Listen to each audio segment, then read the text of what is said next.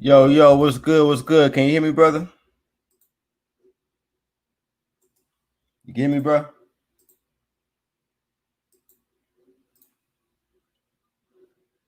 Yo, I can't hear you, brother. Can you try?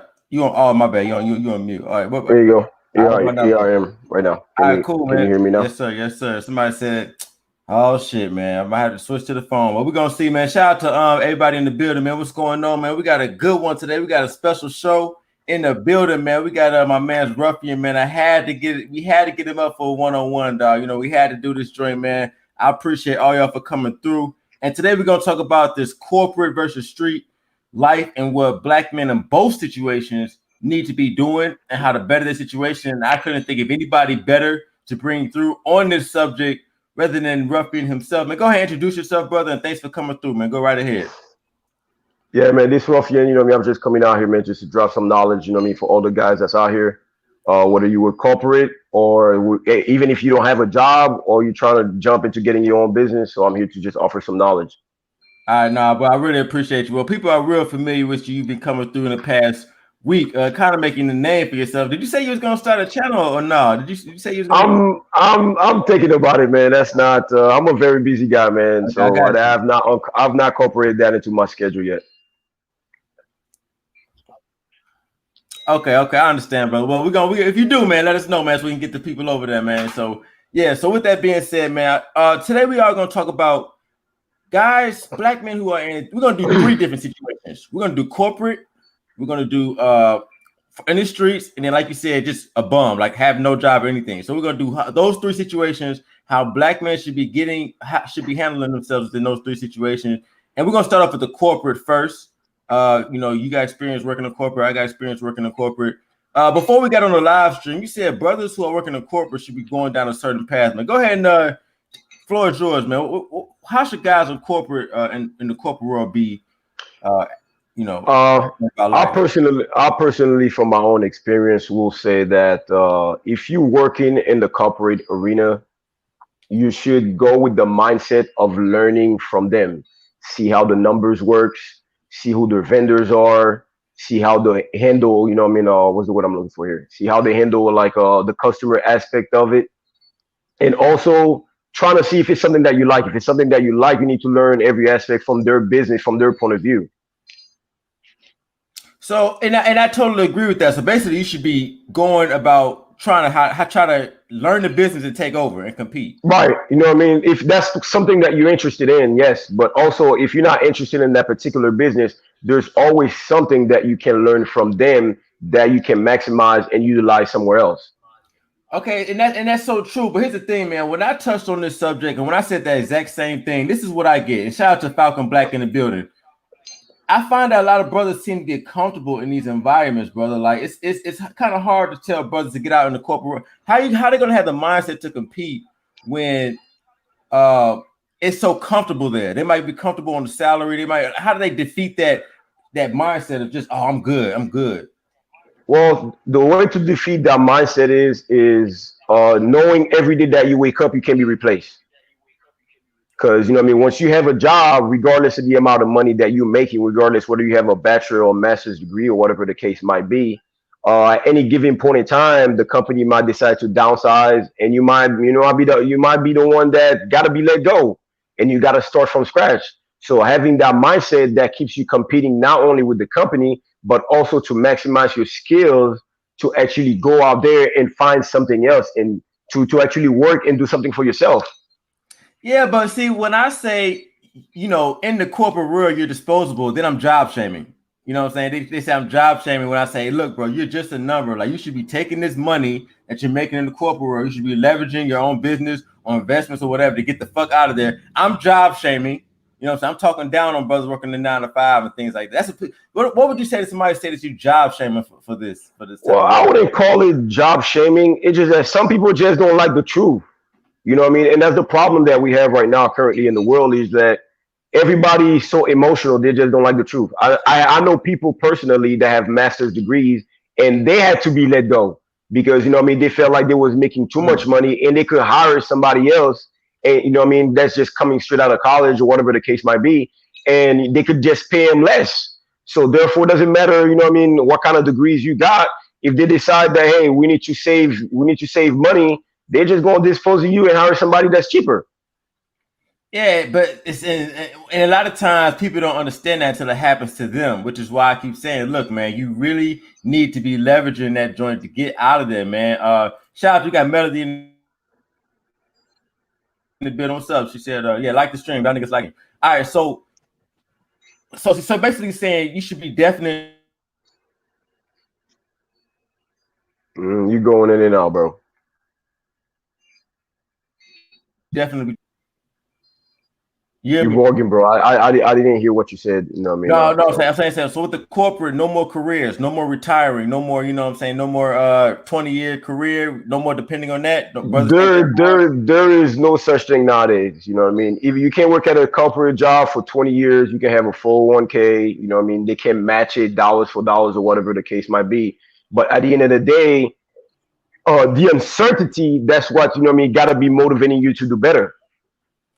Because companies get bought all the time, and the next company that might buy them, that don't mean they're gonna keep you. So therefore, you gotta literally have the mindset when you wake up to go do whatever you have to do, get your job, get your money, but also do something for yourself. Because there's a saying that goes, I think it's from Napoleon Hill that go, working will make you a living, selling will make you a fortune. no facts, and I try to tell people that, but they don't hear me when I say that. Like I said, I've been told I'm job shaming all other brothers. Like that shit is a stepping stone. You need to get the fuck out of there. I'm telling you, corporate, you need to get out of there. Even if it takes you 5 years, whatever. Something Fuck is out of going on there. with your mic, bro. Like you going in and All out, right, bro. I can barely hear let me get on my phone, man. This shit, they don't want to stop it. Go ahead and hold it down real quick while I switch devices, man, real quick. All right. Well, you know what I mean? For all the brothers that's watching, I'm just out here, man, trying to drop some knowledge for you guys. I've had a lot of people reach me regarding the car business. And also probably at the end towards I'll drop some facts and how to start one. You know what I mean? I know James, you know what I mean, hit me up, he emailed me and stuff like that, but he hasn't called me yet. But so I'll drop some knowledge, you know what I mean, as far as, you know what I mean, how to make your own money on the side, whether you have a job or not. And that's where I'm at with it. You know what I mean? So and probably pretty sure, you know what I mean, he'll open the live stream up. If you guys have any question or trying to do something, I'll try to answer as the best of my ability. So we'll just wait for Ramil to get back. I mean, nigga phone is getting all fucked up and shit.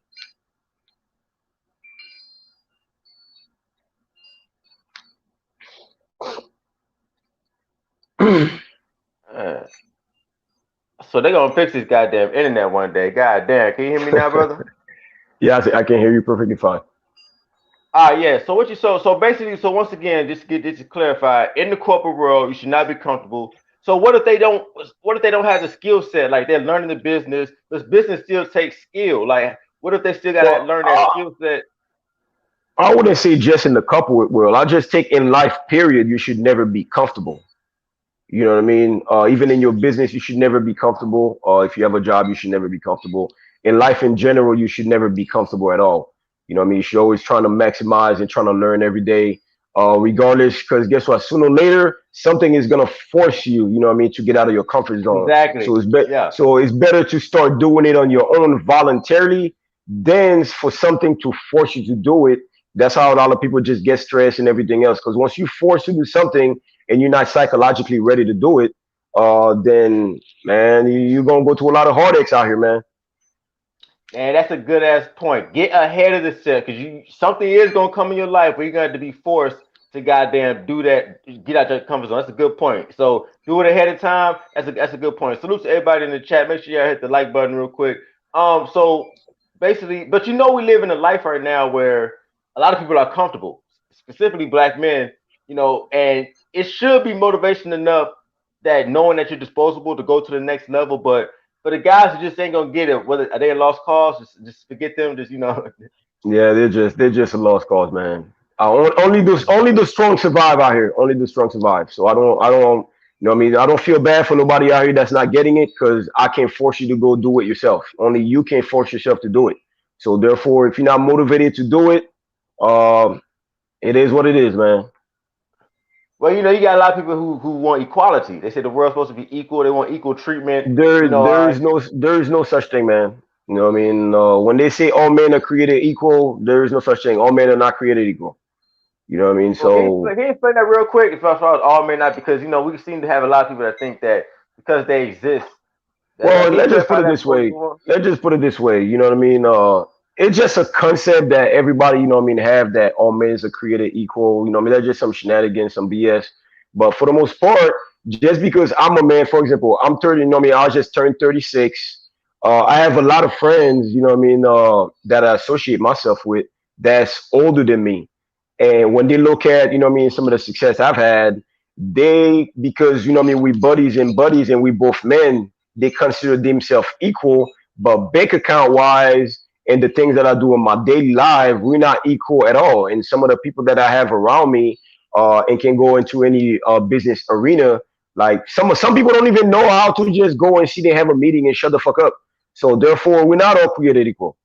Certain things I can handle better than others, and I'm pretty sure certain things people can handle better than me. But it is my responsibility to actually get on there and just learn and hustle up and do whatever I have to do to compete. Because it's all about competition out here. Period. All about competition, man. And one thing that I really that's why one of the main premises on this channel is black men get the fuck out here and compete. Niggas had to start competing, man. I'm sorry, all these industries and stuff that we have nothing, no ownership in. Man, we gotta get out here and compete as men, bro. And I definitely agree with that. We got Fantastic in the building. He said, "Thank you. Better men do exist." I said, "Just coming through." Oh yeah, I definitely agree, dog. And we are not all created equal. Definitely believe in Darwinism, survival of the fittest. We are all not equal. That's why some niggas gonna have to lay the fuck down, and some niggas meant to be on top. That's just how it is. You know what I mean? So I definitely agree with that. And shout out to Mr. Fantastic. So basically, so just to wrap up the corporate part. So in the corporate world, you basically need to be getting the fuck out of there, learning the business, learning the vendors, learning the inventory, the numbers. Well, Don't I'm just gonna go give you there a and work. perfect. I'm gonna give you a Go ahead, perfect go ahead. example. I remember a Uh-huh. couple years ago. One of the guys that's my mentor now. I used to work for a cleaning business. Back when I was younger. You know what I mean? When I got out of college and stuff like that. And you know what I mean, I used to do such a great job. So all the difficult jobs they used to actually send me to go do them. And I used, you know what I mean, eventually they made me an area manager. I used to handle all the Florida area, drive to Georgia, go all the way down. Let's just put it this way: I was everywhere. So sooner or later, I just started being like, man, I'm on the road all the time. Sure, they're paying for my gas, company truck, and everything else. And then it just hit me one night after one of those general managers was just like, I want you to move out of state and come handle my restaurant. And then I'm like, why? We have people. We've already hired people over here. I'll just come over here, do a quick detail if you guys have any meetings and whatever the case might be. And then he's like, man, why don't you start your own company? Then you know what I mean. I was just like, nah, man. You know what I mean. The company have a no competing clause. You know what I mean. That's something that you had to sign back then. And then I went back to my Yeah. hotel and I was sitting down and I was just like, man, the guy really do think I do a good job. You know what I mean? I was one of the best in the company, period. You know what I mean? No, hands down. And Right. even they knew it. So I started I talked to one of my brothers, you know what I mean, that actually used to work for them that opened the door for me. And then he was just like, bro, like there's certain things a lot of people in the company can't do and you just do it, you know what I mean, effortlessly. So therefore, you know what I mean, while I was at the hotel, then I was looking as far as how much money is in the restaurant cleaning business. You know what I mean? Because it wasn't a hard job, but it was a 7 days a week job. You know what I mean? You only had to work 2 hours.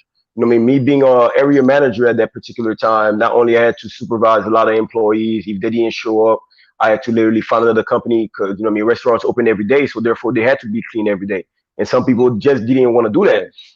Yeah. Yeah, the So restaurant detailing therefore, business. I remember I used to work in the restaurants every like they y'all come in at when it's closed, y'all yeah, y'all and they y'all getting that bag too. Yeah. You getting that right, bag you too. know what I mean? So it's a very competing market. But for example, when I actually transitioned and I actually opened my own cleaning business, and I started having contracts like Outback, Bonefish, and Chick-fil-A and a bunch of other ones, you know what I mean? OSI, you know what I mean? If you're not in the restaurant business, you don't know who OSIs are. But you know what I mean, they own all the corporate chain. So therefore they were just like, oh well, unable for you to come and start working for us, you gotta get your LLC, you gotta get your insurance and everything else. And then I told the company I was leaving. You know what I mean? I couldn't go and take over their accounts that I've actually worked for them.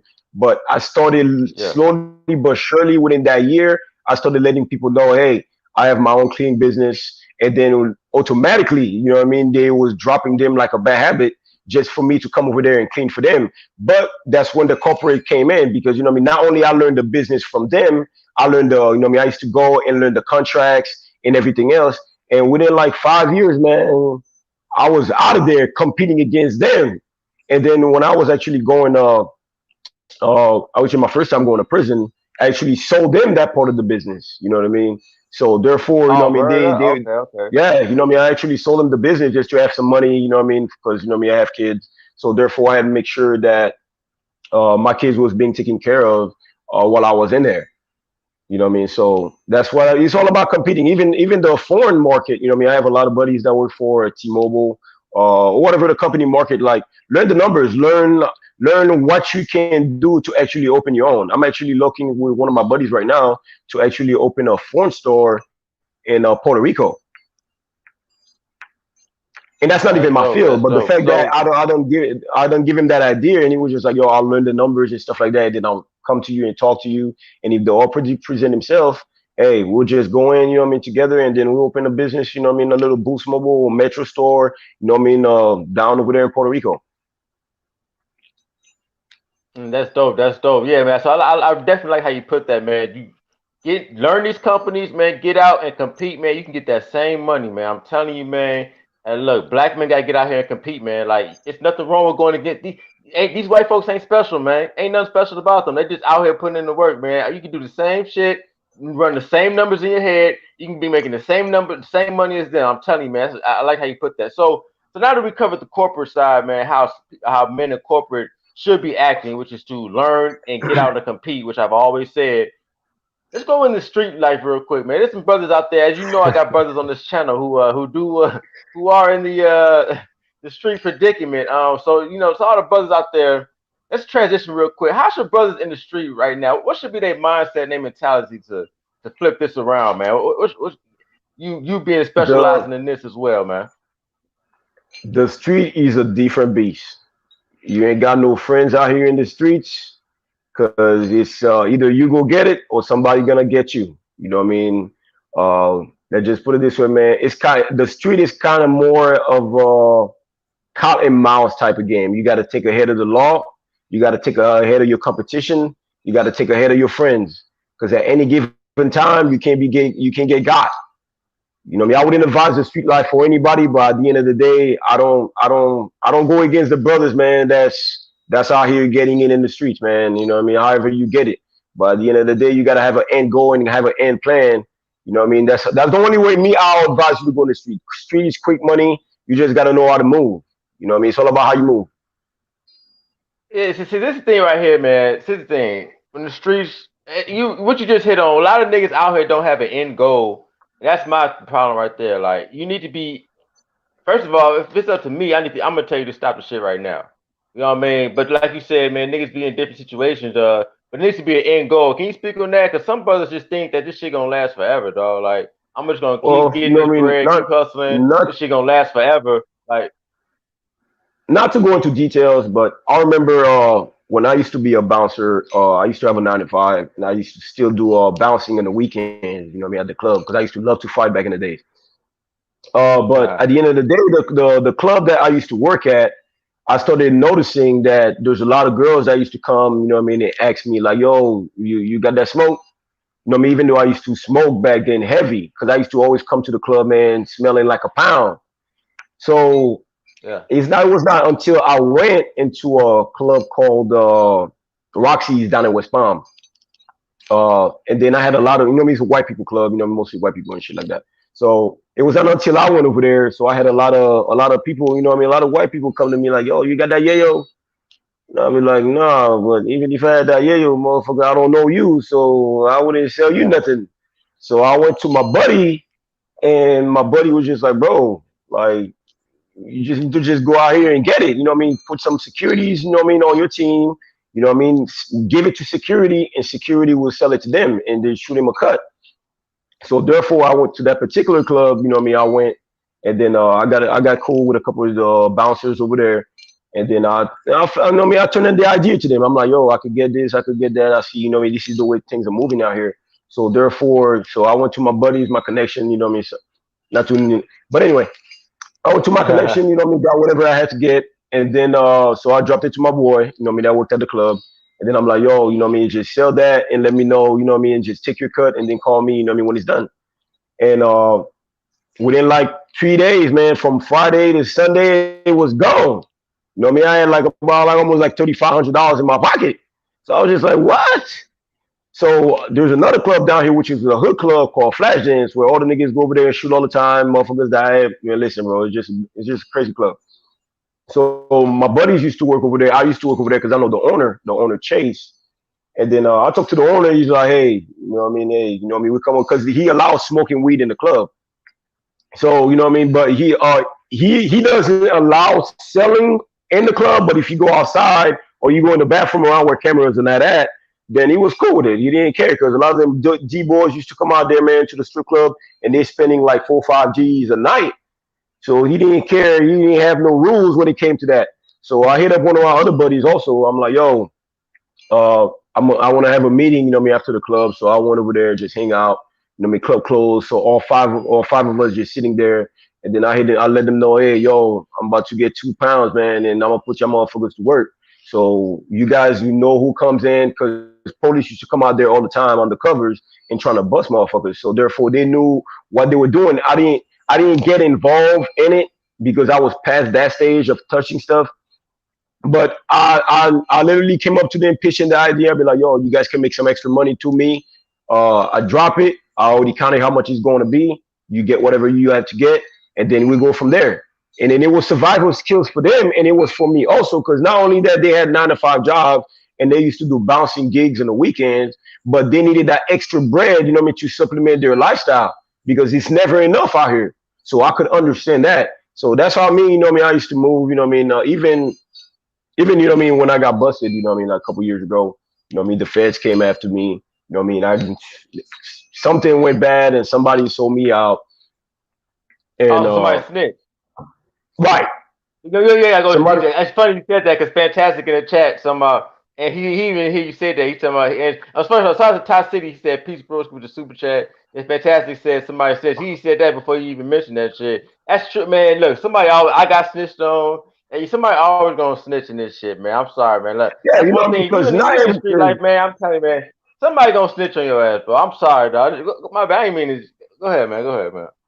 You know what I mean? I should have known a couple of years ago because I had one of my buddies. You know what I mean? I was supposed to go pick up a package down in Miami and stuff like that, and I actually sent him to go get the package, and he ended up getting shot after the deal was done. So the same people that ended up, you know what I mean, getting the thing done, they ended up setting him up, which was for me, which I felt bad about it. You know what I mean? I ended up just doing a couple of years with, you know what I mean, for that particular thing.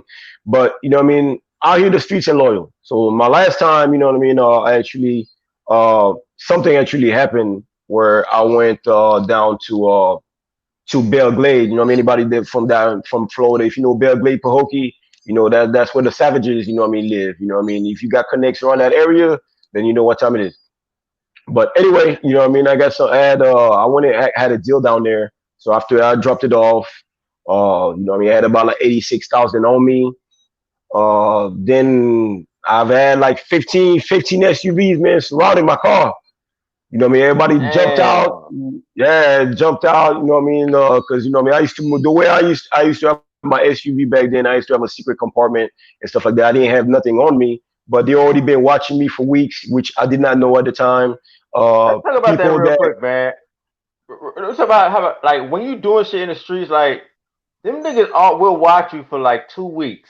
Them niggas will watch you for like 2 weeks straight or a month straight. You won't even know it. Like them niggas will have your shit tapped. Them niggas will have people oh at right around yeah, the corner from your crib. Them niggas will have helicopters, and you be looking at the helicopter like, damn, that's crazy. I wonder who they for. But they watching you the whole time. You don't even know it. That's what I'm saying, yeah. man. You know what I mean? It's just Like go me at ahead, that bro. particular instance, it was not until I went to court and I didn't even know. You know what I mean? I used to always have, you know, multiple phones. I used to have burners back then. And the mistake that I've made, you know what I mean, trusting certain buddies is just like you can have certain conversation through text, which now, you know, even my buddies right now that's still in the street lifestyle, I tell them straight up, man, straight is when people start talking certain shit on the phone, it's time to change numbers. You know what I mean? Like, because once you start talking, those are evidence you're building against yourself. You know what I mean? So it was not until I went to court Yep. and they came That's out, true. they came out with that book of everything I was doing. You know what I mean? They was following me and stuff like that. And I was in the game for so A long, I discovery. became careless. You know what I'm saying? You know what I mean? From going to jail one, two, three, four, five, six You times, got you know what I mean? comfortable. It That's what became happens. immune A to lot of me. niggas, I got comfortable and certain things I would usually would never have in my car. Now I feel like, you know what, man, shit, I just have this shit in my car. I used to actually pull the clip where my seatbelts are, and then I used to stuff, you know what I mean, back where my seatbelts are. So like that, even when the dog came and stuff like that, they would never find nothing. But my last time, like I was saying, my last time, you know what I mean, they came, you know what I mean, I didn't know the feds was watching me. So I ended up just getting jammed up. I had like 86K on me at that particular time. So it was not until I went to court, man. I actually had two charges at that particular time running back to back, one in Miami, one in Palm Beach. And I decided I was actually on papers at that time, and they were like, "Oh, because you think you got to look." Because I have great lawyers on payroll, and then you know, what I mean, they was always give me a slap on the wrist and everything like that. So at that time, they was like, "Man, fuck your lawyers. We're gonna give you time this time." So I had to go down to Wilson. You know, what I mean, anybody down know where Wilson is? You know what I mean, and go do some time over there. You know, what I mean, I didn't cry about it. man, man. I didn't cry about it. You know, what I mean, I was in the car business at that particular time. I've had time to actually make sure I had set up things for my kids, for the mother of my kids, make sure, you know, what I mean, my kids were still being taken care of, and money was still being made when I was inside. So at least when I got out, I didn't have to start from scratch. You know, what I mean, I have money to still move and do whatever I needed to do when I got out.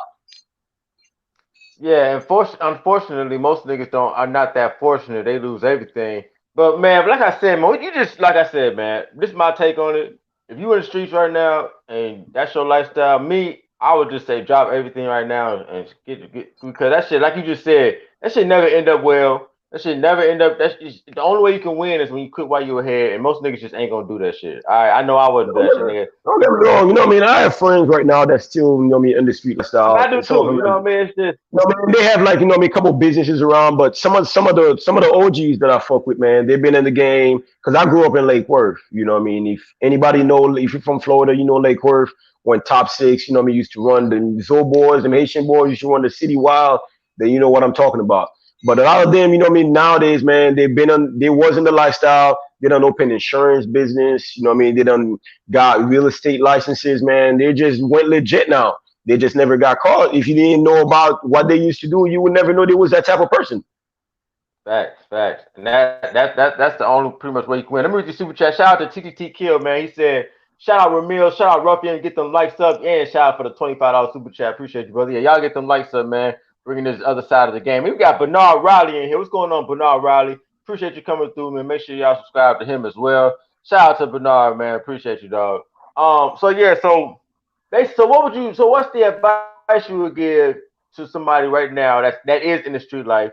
Uh, what should he be? What should be his mindset? What should be his mentality? What's his next step right now If you're in the in streets right now, 2020?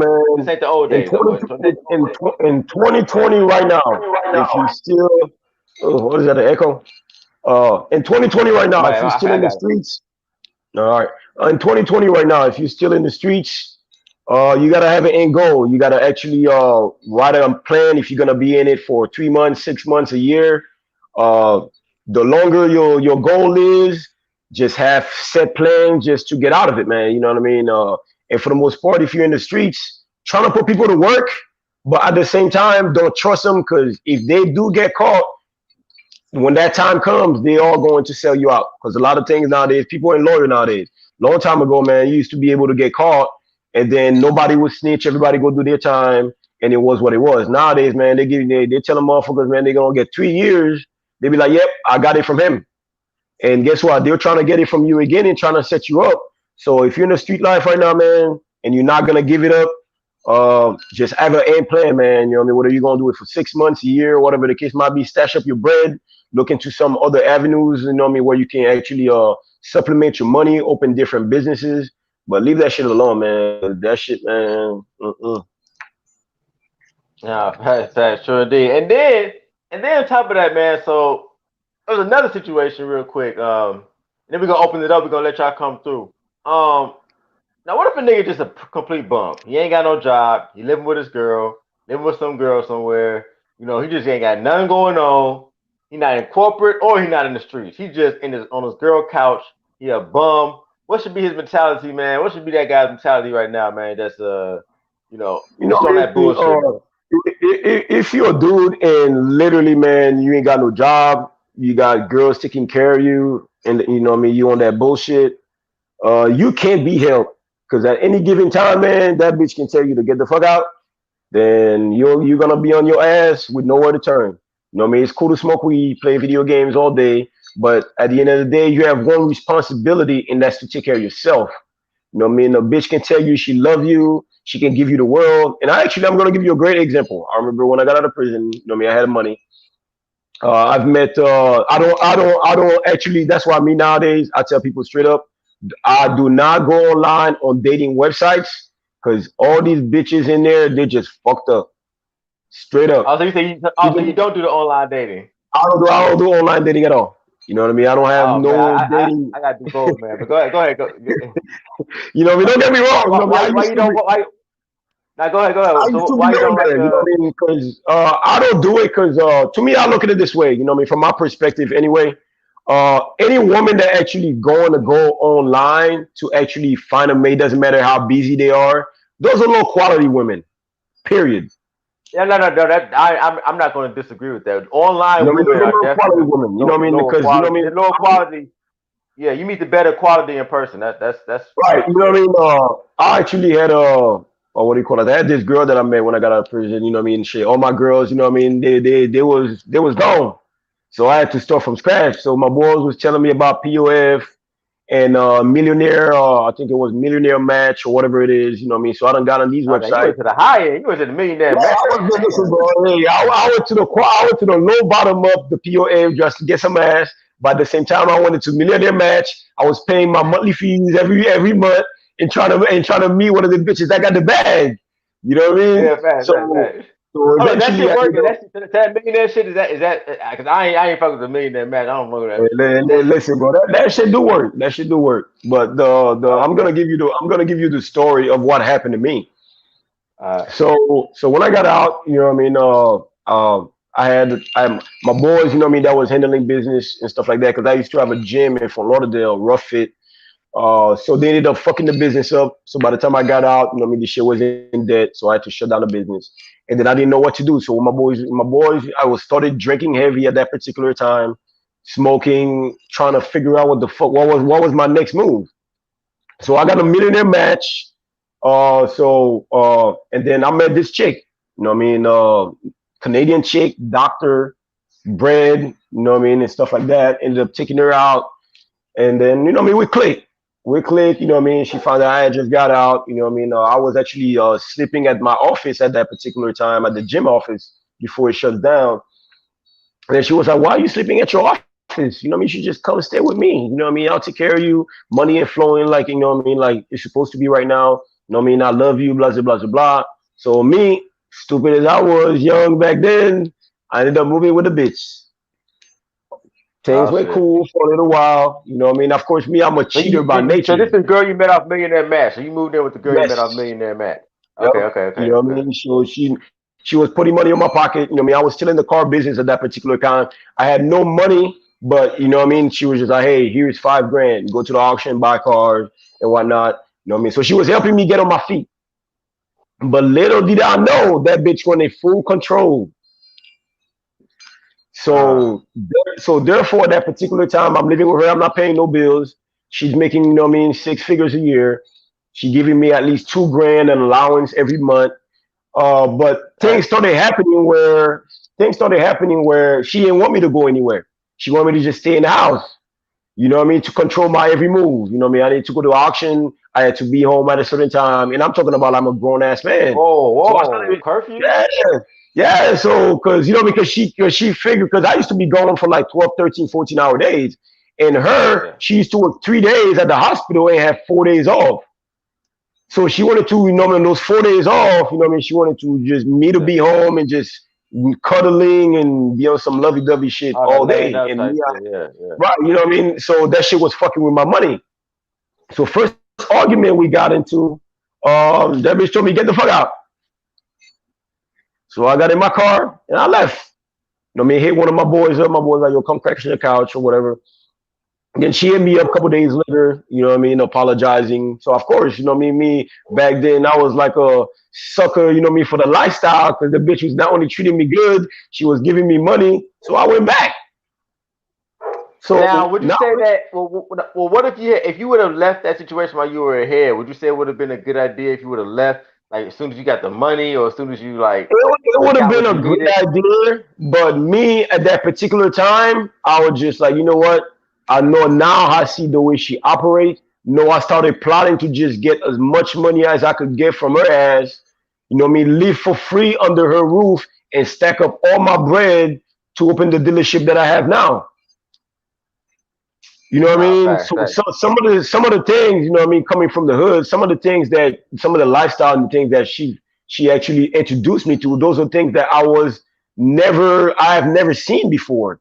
You know what I mean? So therefore I was kind of like simping for the lifestyle, not more for the bitch, you know what I mean? Cause she was buying me all kinds of nice clothes, nice He jewelry. introduced you to that upper echelon of life, to the next Right, level, you I know what I guess. mean. So I was let's just put it this way, man. Some of the not finer things that you used to just see on TV, once you start experiencing them yourself, you know what I mean. You're driving a Tesla, Range Rover, and stuff like that, and you're like, God damn, like this is the life right here. You know what I mean? Nothing to go on the weekends. You know, go out down to South Beach on the weekends, spend $5,000-6,000 just on the weekend.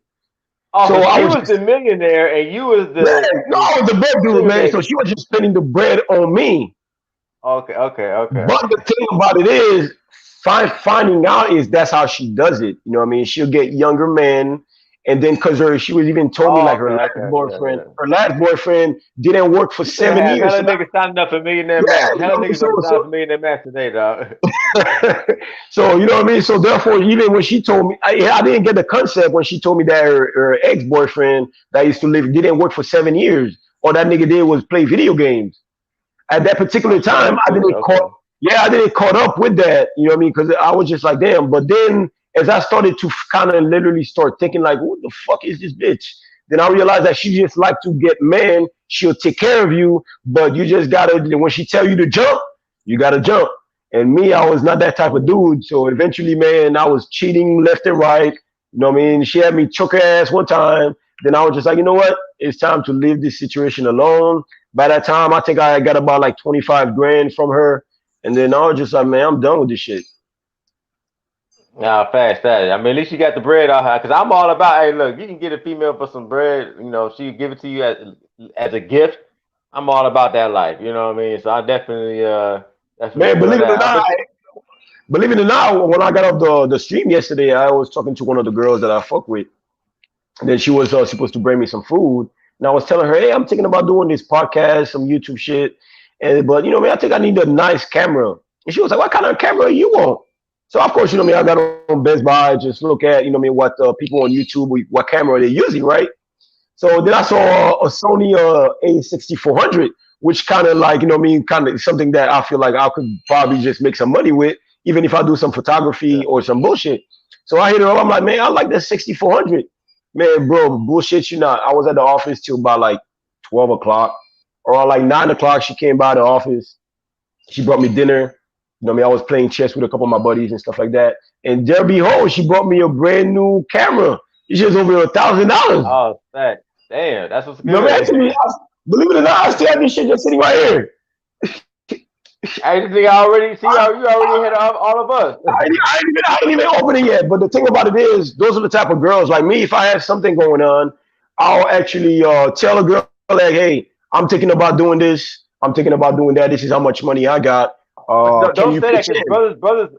brothers don't think that females will, can genuinely. They're brothers over here. That's kind of weird to them to have bitches give them money and give them things and shit like that. That makes you you're a maggle. You're a Bro, I don't maggle, give a man. fuck about none of that. I don't give a damn about none of that, bro. Because when I used to play football for Central Florida when I graduated high school, and it was not until I was fucking up my scholarship back then, and I ended up moving to Louisiana, to Lake Charles, Louisiana, to McNeese University, D2 school, and I didn't know where the fuck that was at.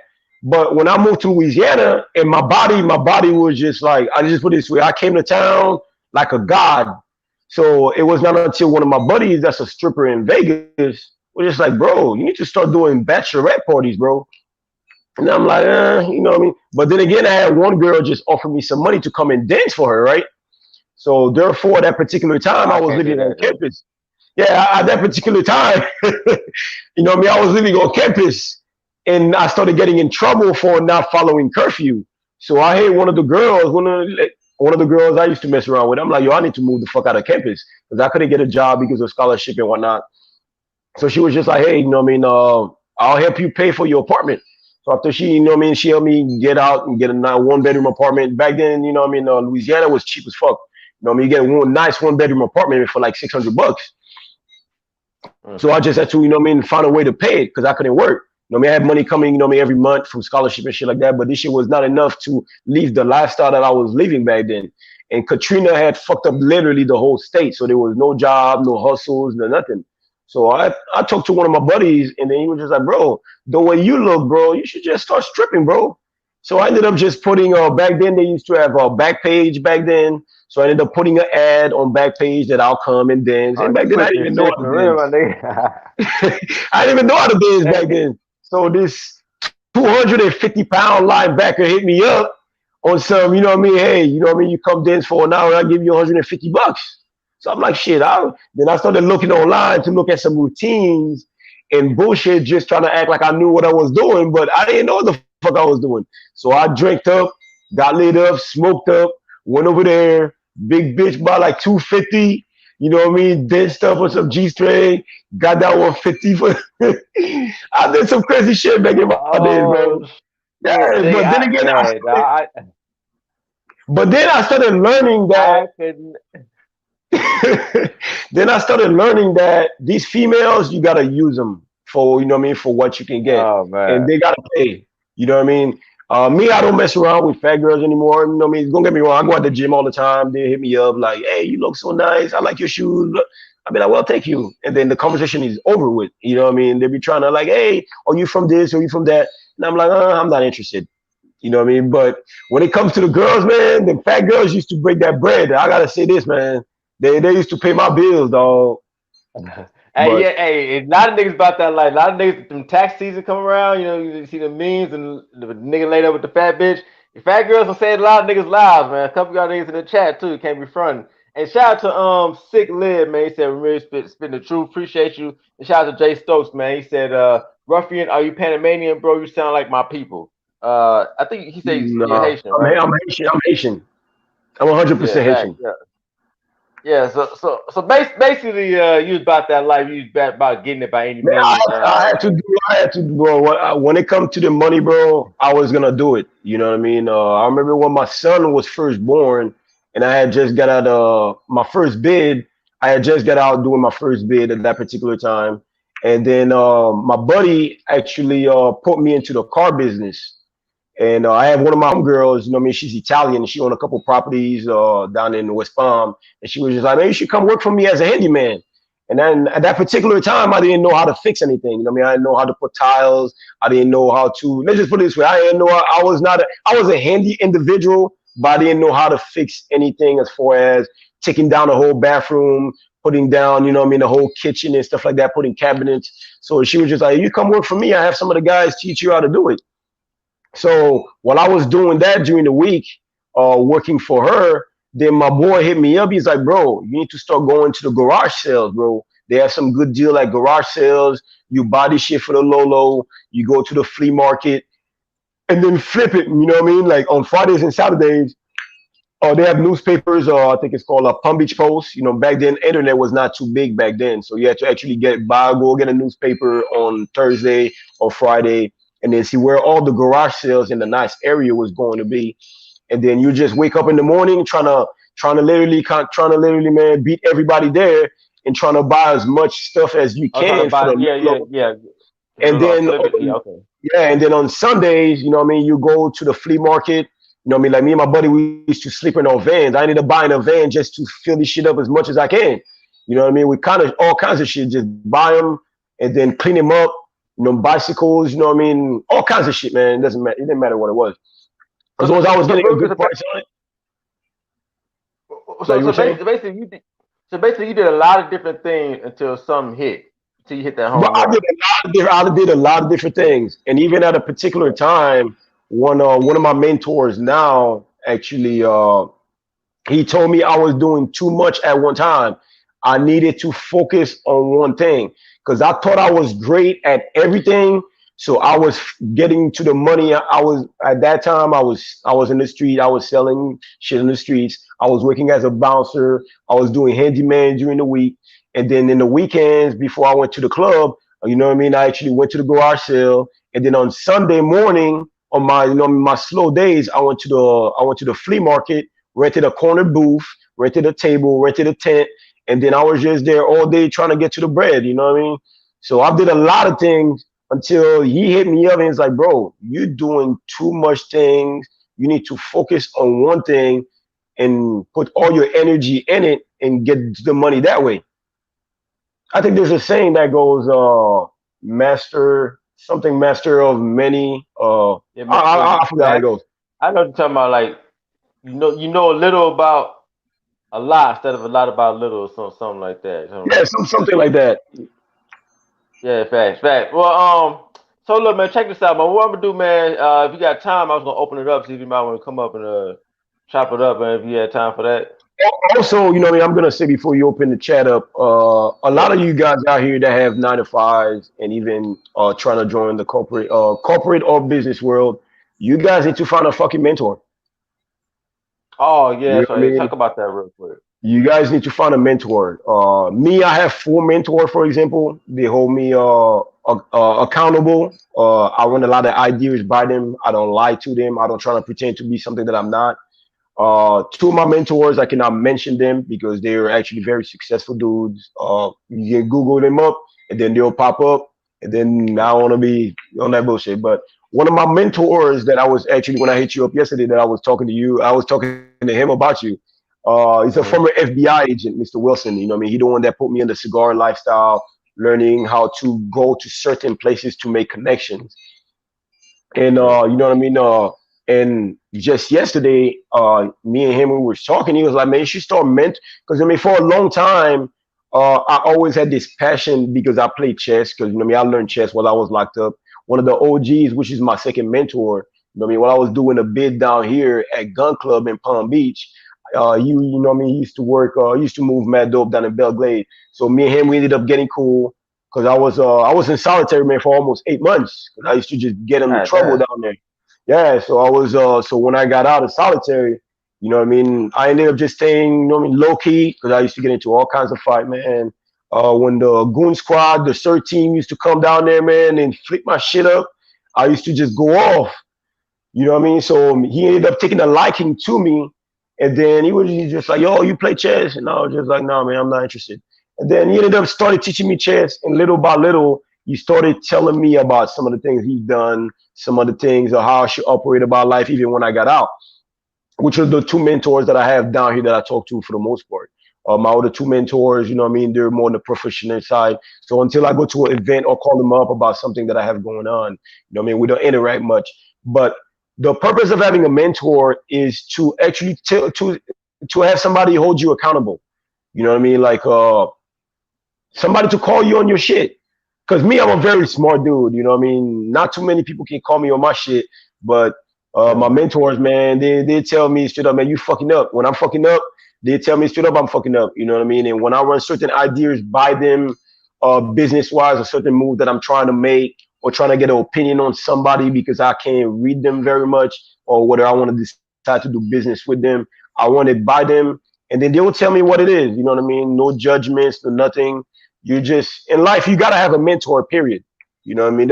If you're trying to upscale to the next lifestyle, you know what I mean, I make great money. I make over 6 figures a year, but that's not enough for me. You know what I mean? I have a goal now where I'm trying to be, you know what I mean, in the upper brackets of 7 figures. You know what I mean? That's a goal of mine the next couple of years. So therefore, one of my mentors that make over 7 figures, you know what I mean, you tell me, bro, you think you work hard now? When you make 7 figures, you're not gonna be working hard. You're gonna have to literally babysit a lot of people and babysit the money because now I work literally 16, 17 hours every day. You know what I mean? And I try to go to sleep as early as I can. By 8:30, 9 o'clock, I'm already in bed. By 2:30, 3 in the morning, I'm awake. You know what I mean? The first thing I do in the morning is if I buy, you know, if I have something going on, I'll shoot my mentor a text, like, yo, I got this going on. And I'm not a dude that I'm never stressed because I deal with everything in life pretty much as they come. That's why, you know what I mean? One book I would recommend for everybody to read if you're trying to literally find yourself and be able to have a strong mental fortitude is Meditation by Marcus Aurelius. It's a very great book that teach you how to deal with life as it comes. You know what I What's mean? the book Like called? it's called Meditation by Marcus Aurelius. Uh, You know what I mean? Teach you how go to be a ahead. stoic. It teaches you how to be a stoic, how to a lot of people tell me all the time that I'm very empathetic and I don't have no sympathy. Uh, Not because that I am. There's certain emotions that I never show, and certain things even when it bothers me. You know what I mean? People don't know that I'm stressed. I just put it this way, man. I live my life, man. When the problem comes, I sit down and trying to find a way. I'm always a man with a plan. I always have plan A, plan B, plan C. So when shits are fucking up, I'm always ahead of the game because I'm already done prepared. If this go wrong, this is how I'm going to move. If this go right, this is how I'm going to move. So I'm never shocked by anything. Facts, facts. Deal with it as a I definitely adopt that same mentality. The stoic mindset to me, it just helps you. It helps you not get caught off guard. It helps you, you know what I'm saying? Helps you not get caught off And you, guard. and you know, that's for a lot of guys. You know what I mean? Even dealing with women. You know what I mean? I have a 7 women rotation. Even my baby mama can't stand it, but you know what I mean? She still fuck with me nonetheless. But at the same time, I learned not to put any emotion when it comes to these women. You know what I mean? They could tell me they love me. They could, you know what I mean, give me the world. They buy me all kinds of gifts. That doesn't mean anything to me. You know what I mean? At the end of the day, I've made that mistake before of putting all my feelings into a female, and then when shit is start fucking up, you start getting What's emotional your take on and start marriage? fucking shit up. What do you think of marriage then? What about marriage? What's your how you look at marriage? In 2020, I say don't do it. You know what I mean? The mother of my kids, me and her, we're actually still married because we've been together for 15 years. Mm-hmm. But we haven't been together in 7 years. You know what I Okay, so mean? y'all separated then, right? Yeah, Right. we've been separate. You know what I mean? For seven Okay. years, she know what I do. She don't like it, but she still fuck with me nonetheless. You know what I mean? Uh, I got you. I got you. I mean, the only reason I have not gotten divorced, if I ever wanted to be with a woman long term, that's the woman that I would literally choose because she's been good to me to my ups and downs since college. You know what I'm I saying? got you. Believe it or not, even though we've been separated, man, for 7 years, bro. You know what I mean? I have my own place. She has her own place. You know what I mean? That I pay for. I still take care of my kids.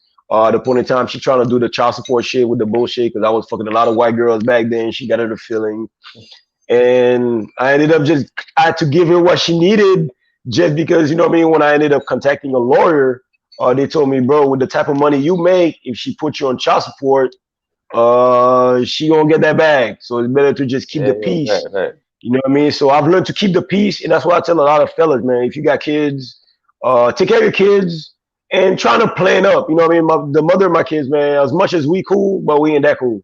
But because my money come first. But marriage, don't do it. Don't do it. You know what I mean? It's better. I mean, don't shack up with no bitch, man. Don't do it. Period. And I've been there, done that, Okay, I got and you. I've made my mistake. But I say don't do it. No, y'all know where I'm at with that shit. We ain't even gonna harp on it. Man, you hit some real good topics, man. Some real good points, man. I definitely mimic a lot of the points made today, especially with the corporate guys, especially with the street guys. Yeah, get the fuck out of there. And you bummy niggas, you gotta have to get up from under that bitch too. So what I'm gonna do now, man? And I'm also, gonna put that. let me hit the last No, go ahead, point. go ahead. Let me hit the Yeah, last go ahead. point. You know what I mean? With the bummy dudes. You know what I mean? That's you know what I mean. That's shacked up with a bitch and whatnot. I remember I was listening to Coach Greg Adams. You know what I mean? A few years ago, when he was talking that he used to live in his car. You know what I mean? While he was getting a divorce or whatever the case might be at that particular time. And I thought about my instance. I remember when I used to live in my car. I remember when I got from under the bitch. You know what I mean? That had the bread, and I got some money from her. It was not until I decided to not seek no help from no friends, no family. I ended up just putting on papers how I was gonna survive in this world by myself. You know what I'm saying? I was doing research at that particular time. How do you survive being homeless? The only good thing I had at that particular time is I had my truck that was paid for. I had a truck, or I had a Suburban at that particular time that was paid for. Then my boy was just like, man, that's a big truck, man. You can sleep in here. And then it hit me. I'm like, man, I need to stop paying for the office. I need to just literally man, save as much money as I can. I'm a very clean dude, so therefore, you know, I ended up I used to go to LA Fitness, take a shower every day, work out. I used to wash my A lot clothes of by brothers hand. who do that thing, man. Our Yeah, you brothers know what I out mean. there who do things I alone, used man. to LA wash my Fitness. clothes by hand. Yeah, I used to wash my clothes by hand, and then you know me at night I used to let them dry up by the window, and then during the day, man, I used to just hustle up all day like everything was cool until I stashed up enough bread, you know what I mean, to buy my house now and stuff like that. But don't stay with no bitch, man. It's a bad recipe. Nah, facts. Definitely agree with that. So Shaw, we got fantastic in the building, man. Shout out, appreciate you coming through, man. Man, go ahead, man. It's on you, bro. Yo, what up, man? What's going on? Shout out to Ramil and Ruffian, man. Yeah. This is the thing, bro. And I know we this, you know, in this space we always had this circular thing, and we got this shit back to where it's like Pookie and Ray Ray versus, the productive versus non-productive brother type shit.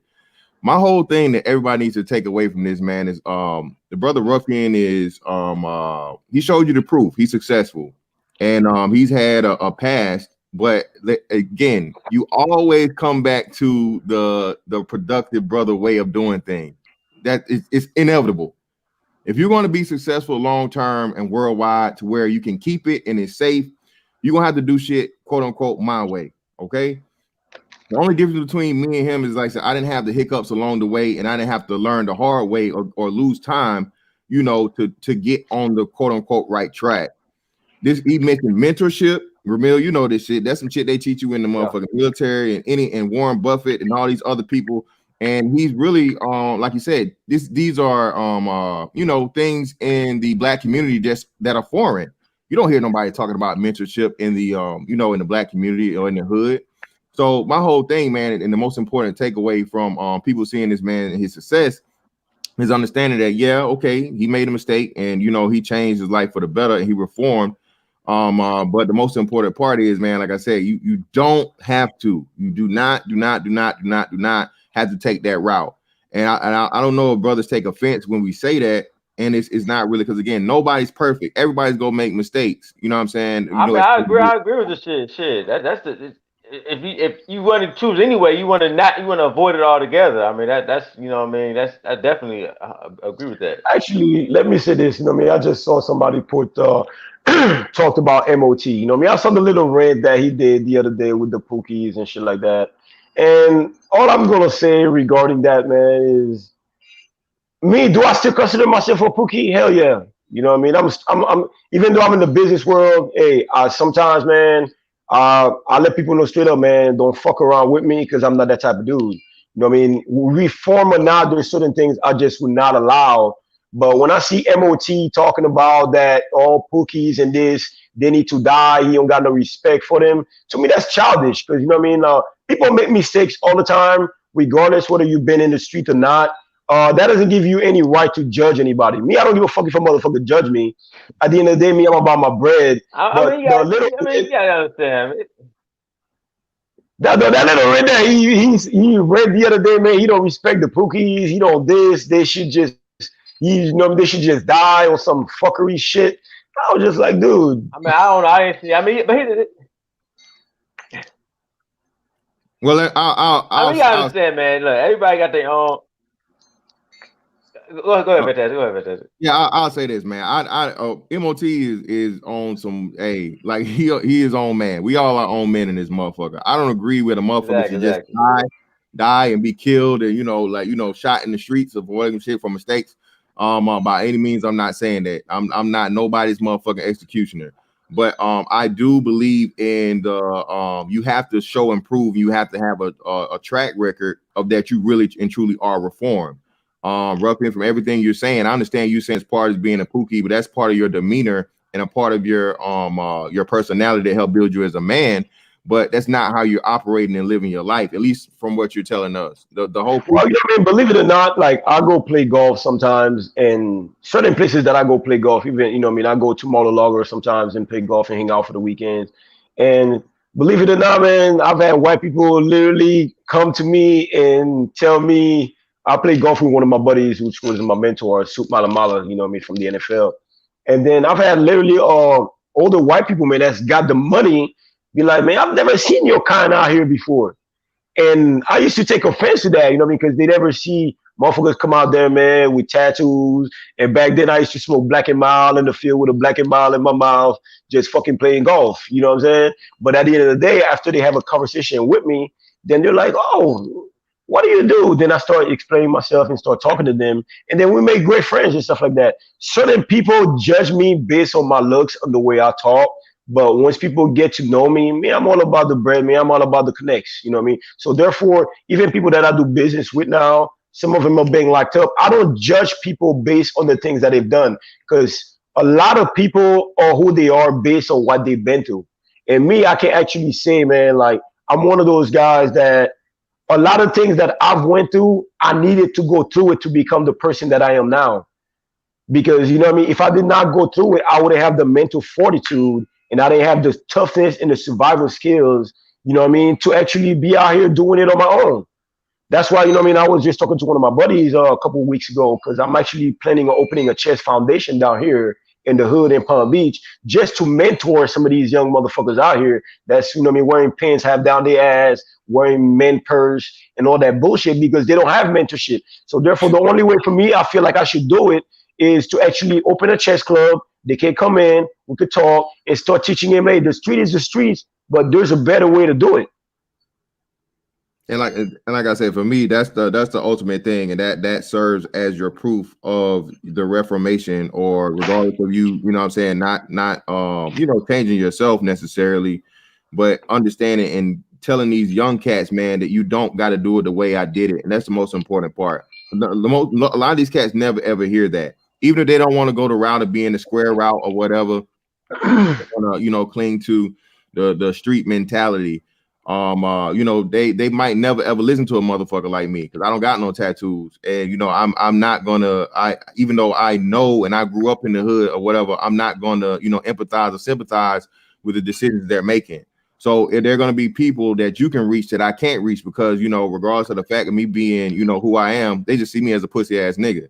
Regardless of the fact that they're like, hey bro, again, anybody can be a killer, anybody can do motherfucking anything if you know what I'm saying, when it comes to defending yourself and protecting your life. I'm a grown ass man, just like any nigga that's ever been to prison. You know what I'm saying? That doesn't make me lesser than a man. It doesn't make them more of a man.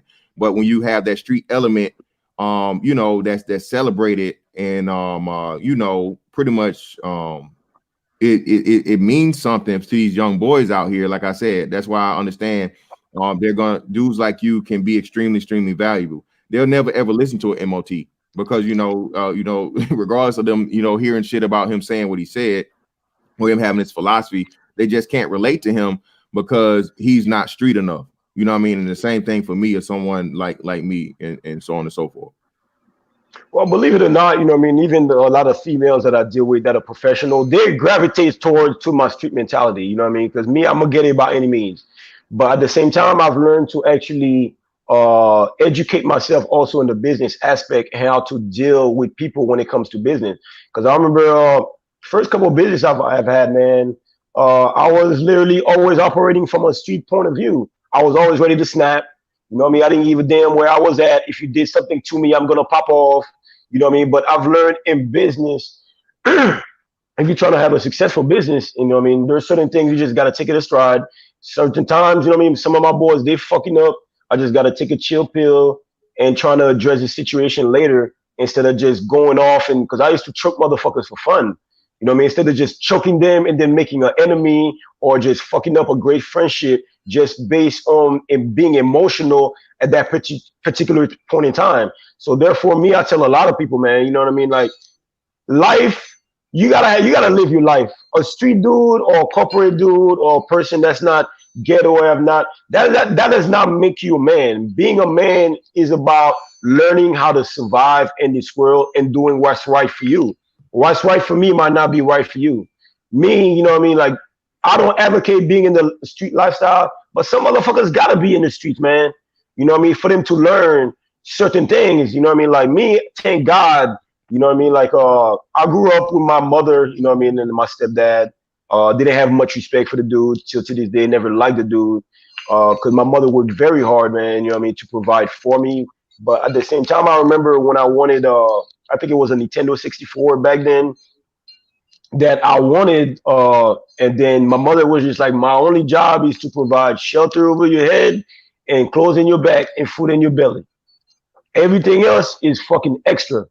And I was just like, what? But I want to play Mario, Donkey Kong, and all the bullshit. So therefore, my cousin back then was in the streets. They were just like, man, you can just come out here and just stay in the corner. And if you see trolls, just let me know. And then that's how I started at 11 years old. You know what I mean? And I had never looked back. But at the end of the day, like, there's a lot of skills I've learned from the street that I incorporate, you know what I mean, in the business world. And that's where I'm able to go anywhere, man, and just talk to anybody and just do whatever I do. Yeah, man. And Go ahead, Fantastic. Go ahead. No, you got it, bro. Go ahead, man. My bad. I will say this, because here's the thing. It's kind of a conundrum, man. Because here's the thing, like, business is, if you're going to go into business, it's more closer. And I'm not, once again, I'm not condoning, I'm glorifying. I already made this clear. It's the best path to go is to be a productive brother from the jump. That's not even an argument. But here's the conundrum, man. Business is more closer to the streets than it is to any job. Like if you want to have a successful business, it's going. The drug dealer has more in common than with the entrepreneur than the other guy. So here's the thing: when black, and I'm not trying not to glorify anything. I'm not doing that. I'm just saying. So when black men are going to make the leap, the critical mass of us that's needed to make the leap into entrepreneurship, there's gonna have to be some sort of education that's gonna have to help with that trend. Because I mean, unfortunately, a lot of brothers do get it from. He's right, but it shouldn't have to be that way. It has to be another way that it doesn't. Because once again, black male entrepreneurship rate is like less than 1%. There's going to be no way black men are going to do anything with that. Period. At least has to get to 5%. So business ownership is closer to a street nigga than this. So what? So anybody have any solutions as to how black men can? I mean, can get this quote unquote street knowledge that Robert Kiyosaki talk about, that everybody else talk about that you need. What's going to be the way that a lot more of us are going to get this, so that a lot more of us can make the transition into entrepreneurship, which is what it really comes down to, without having to do the stupid shit. Well, y'all have any answers to that? Well, you know what I mean? No, go ahead. Fantastic. No, you got it, bro. You the guest, bro. You the guest, bro. Go ahead. You know what I mean? What I would actually say, you know what I mean, for all the guys, you know what I mean, that's actually there's a way, you know what I mean, if you're not in the streets and you are not trying to be, you can learn from a different aspect that I've learned when I got out doing my first bid, was to actually buy used goods and sell it for a profit. I remember when I first started selling stuff is I used to go to eBay, you know what I mean, for the guys that's not in the streets, you know what I mean, you can still have the same concept, you know what I mean, of moving dope and whatnot. You could go to eBay or Amazon. Or actually, matter of fact, I'll give you a perfect example. You know what I mean, last year, I think it was around December, there was like a cold front out here in Florida. And a lot of my buddies that have car washes or you know what I mean, that do pressure cleaning and whatnot outside, they all were talking like, man, bro, our face was fucking freezing. Then I looked into getting like a mask. Then I looked on Amazon.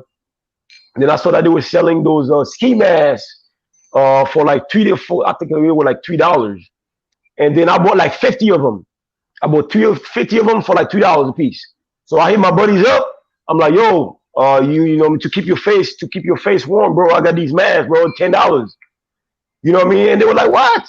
Then they came and got it from me. So it's basically the same concept. Like there's somebody, wherever you live right here in the States, there's an opportunity for you to make some money the legal way. You just got to figure out what's selling around your area. I have a buddy of mine, man, down here. We got Riviera Beach down here. This is the ghetto. Like he figured out, like, yo, a lot of females are buying fake hair out here. How can I get on this lick? Because they're all going to the flea market in 45th Street and getting Brazilian hair, blah blah blah blah. And me, I'm not trying to pay overhead. You know what I mean? To rent a spot. You know what I mean? Get an LLC. So I told him, you know what, man, you need to get yourself a little extra van. There's a whole supplier company in Tampa. You know what I mean? Call them. Even if you gotta open an LLC, get this shit from them wholesale and set that shit in the back of your van. Dog, it's been 3 years, man. That motherfucker never look back. He just go post up his van full of dog hair or horse hair or whatever the fucking hairs are. You know what I mean? He sell that shit outside. And then guess what, man? Every day he making at least $1,500 a day, man. Just because the Brazilian hair, they're like $300-400 a hair. So he get him for like $150. Yeah, you know what I mean? He get it for $150. And then some people, you know what I mean, they put their orders ahead and they give him deposit. He buy them for $150, flip it for $280, $300. You know what I mean? And then he didn't even have to be in the streets.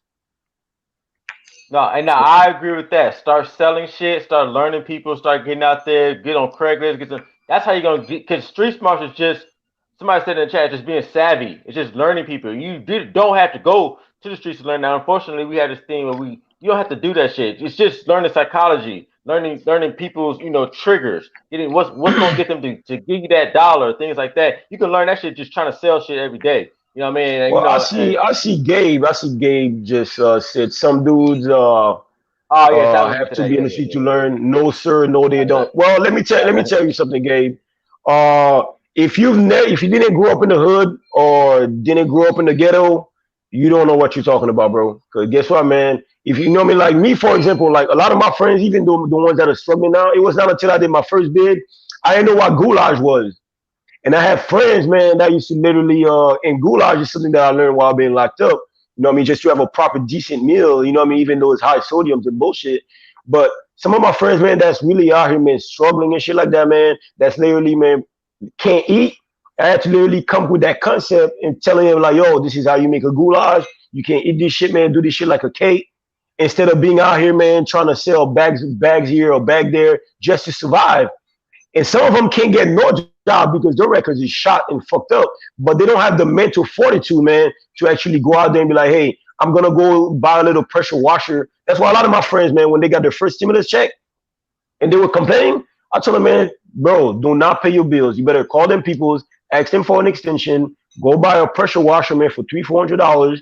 Let me do some business cards, pass them bitches around, put, you know what I mean, put some ads on Craigslist, and find out from another company, I got this place, how much would you charge me? See how you can just beat their price. So like that, the money that, you know, the government doesn't send you, you can't get that back within a week. And now you can still keep on making money instead of spending that check.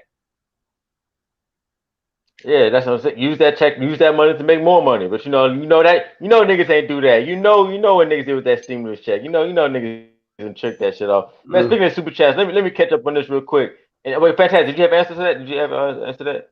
Oh yeah, my biggest thing, man, would be, look, man, we got to look at the most successful individuals and the most consistent. The most consistent aren't the, even though I agree with the street smarts and you know the charisma and the things that are needed. He brought up some great points about, you know, calling around, right, and pretty much undercutting and making yourself the lowest price. You know what I mean? That's going to get you business in itself. So that's all, you know, business smarts and you know, things, tricks of the trade that you may never learn. But that's also some things that you can definitely learn from people that have never used the street element. Somebody said it in the chat, and it was like, you know, what street did you know, that Warren Buffett, you know, use or grow up on? He didn't use one. He was Well, you know, they didn't have streets back then. You know what I'm saying? nah, it's always been streets, bro. It's always No, been. bro. But think about it, bro. What if I think it's from Wyoming or Omaha or something like that? Yeah, but that's what I'm saying. It's street. Yeah, but in his generation, bro, the streets and the street didn't exist back then. Back then, it was more of a liquor. It was more selling. Liquors was outlawed back then. So Yeah, those you're were the right. things back then. Family, You know how family. big. You know how Go back big. to the cowboy days, man. You go back to even before then. Niggas Yeah. been in the streets. Niggas Yeah, been been having in the streets, posses bro. and cliques, and niggas Yeah. been hustling and putting something together, making something out of nothing. And You know, killing it's just a niggas. survival tactic Yeah. since time immemorial. You know, Yeah, and somebody had to Yeah, figure it out. killing niggas ain't never but been. me, I'm gonna say that if it was for the street, look at Jay-Z. Jay-Z, you know what I mean? He don't glorify selling dope back in the days, but guess what? A lot of things that from being a billionaire now, a lot of things that he talked Allegedly. about, you know what I mean? Like he used to be in the street, he had to learn how to sell dope, and guess what? That transcended for him being the successful businessman that he is now. Yeah, and just real quick. Well, hold on. This is a good point. Hold on, Ruffian, but he did bring up a good. What is your answer for the Warren Buffett thing? You know, like with Warren Buffett, he didn't. Do you have it like that? I think that's a. What would you say? What would be a? Well, you know what I mean? You got gotta understand, like Warren Buffett, you know what I mean? If you look at the Warren Buffett documentary of his family, because me, I don't watch TV, I watch a lot of documentary. One thing that, you know what I mean, his father, you know what I mean, think about it, his mom was a house mom, you know what I mean? His father used to work, and then therefore his dad literally gave him book, and that's how he started learning numbers. But guess what? He didn't have to be out there from an early age, you know what I mean, doing whatever he had to do to survive. Because guess what? His father and his family provided everything for him. It just happened that he was just one of those kids that loved to read. So therefore, when he picked up his first book, you know what I mean, about the stock market and stuff like that, so he was thrilled about it. But I can guarantee you, if his mother was struggling, his father was just a labor worker, and then they couldn't make ends meet. And then, you know what I mean, he probably had to be in the street selling newspapers or whatever the case might be. He probably would have been influenced to be a different person based on the connection and the people that he would have had to meet being in the streets. But he had to be there, you know what I mean? So therefore, I can't really talk about that. Well, yeah, and that was somebody already. Okay, I see. Yeah, Go ahead, somebody was Danny, giving my it to it, bad. but I was gonna bring it up and say, you know, Robert F. Smith. Robert F. Smith is the perfect example too. Again, he's a black man. He's the richest black man in the world, the richest African American man, actually the richest African American person in the world. And again, you know, he went the tech route, you know what I mean, and the firm route. And you know, I think that if we had more people to and you're going to mentorship thing is excellent. That's what I think we need to gravitate towards more, because if we tell these kids and we give them an out, we give them any wiggle room to bump their heads to make it and make it okay, man. Niggas have this glorification and this obsession with the street shit. And like I said, I understand it's a part of certain individuals, but consistently the numbers show that the street route is not the way to become you know, a six-figure guy or Right. seven-figure guy. So I agree with that, but one thing I'm going to say regarding that is like it's all about mentorship. Because guess what? Nowadays, man, who's raising our kids? You know what I mean? Like my son, for example, my son he's about to turn 10. He comes to the dealership, you know what I mean, every now and then, you know what I mean. I have him wash cars, even though he doesn't like it very much, but I'm teaching him the value of hard work. So when he got paid last time I paid him, I actually told him, I'm like, do not blow all your money on Fortnite and buying video games. What you should actually do is you should actually that is gonna take you to Costco, that is gonna buy you a case of water, and then what you could do is you can freeze these waters, that it will buy you a cooler, and then we'll go to the fishing pier, and then you can sell a bottle of water for $1 for other people that's fishing that's hot. So like that, you can max the money that you don't made from working for me. Now you can make that money work for you. Those are things I'm teaching him at 10 years old, and I'm not even teaching him the street life. You know what I'm saying? So therefore, I'm trying to literally psych his mind up that, you know what, whatever money I have, instead of spending the whole money, let me just make that money, make me some money, and then I can spend the rest. Hey, let me say this. Let me say this real quick. No, that's a good point. Real quick, you next, Top Cat. Hold on, Top Cat. Let me read your super chat. You gonna go next? That's a good point, man. Like teaching that entrepreneurship skills from a young age, man. Like just learn how to sell from a young age. Though. Like that shit can go a long way. Like a lot of things I learned today comes to business. You know, my father didn't teach me a lot about business, but like I remember when I was trying to sell CDs one time, and he said, "Okay, you know, if you're gonna be selling these bootleg CDs, because they had the Napster, I'll download the songs." He said, "We're gonna do the math on this shit. How many CDs you got bought from Best Buy? How long he had me do all this extra?" I was like, "Damn, what the fuck?" And I didn't want to do it no more. But I still remember to this day he was trying to teach me like, look, if you're gonna sell something, do the numbers behind that shit, and that shit still helps. We got to move to super chats, and we're gonna come back to Top Cash. Shout out to Spiritual Logic. He said the brothers has the results of a man who has transcended the streets. That's what matters. Don't look back, but carry the wisdom forward. Shout out to Spiritual Logic. Appreciate you, brother. Shout out to Don Dre, $2 super chat. I do appreciate you as well coming through. Shout out to Indigenous TV. What's up? He said shalom to the brothers. Shalom to all y'all. I do appreciate y'all coming through on a Sunday morning. We got 200 in the chat. Make sure y'all hit that like. Andre Hatchet in the building. What's up? Hotep. Shout out to you, brother. Appreciate you coming through. Gabe, what's going on? He said, I grew up in the hood, Detroit West Side. So yeah, I know LOL. I guess he was talking rebutting to you, brother. And then there's a couple other was that it? I think that was it. Don't want to miss. Oh no, my bad. Indigenous again. What's up? He said unemployment is free money. They've been giving out since March, and you didn't have to pay it back. It can be used for investments and businesses. Yeah, a lot of you niggas got that 600 and ain't do shit with it. Ain't do shit with it. That's a whole nother story. I appreciate y'all for supporting. Appreciate y'all a lot. Top Cast, man. What's going on, man? I see you in the building, man. Go ahead, brother. Peace. Yeah, man. I had wanted to tap in. You know, when you dealing with that college street dude, you feel me? You got three different motherfuckers. You have hood dudes, street dudes, and then you got gang bangers.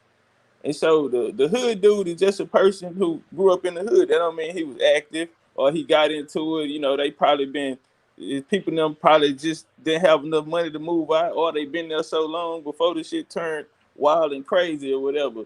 But they don't necessarily get into the activity, so they can be from that area, but not be I wouldn't even say corrupted. They just probably walk a different path. You feel me? And then you have street dudes. Street dudes, them your hustlers, them your, you know what I'm saying? Them the people who active. They probably, you know, what y'all call Pookie and Ray Ray have a little game or whatever. And then you got gang bangers. That's a whole different type of lifestyle right there. And so I was raised, man. My grandma on my daddy's side of the family, they doctors, lawyers. My auntie a district attorney.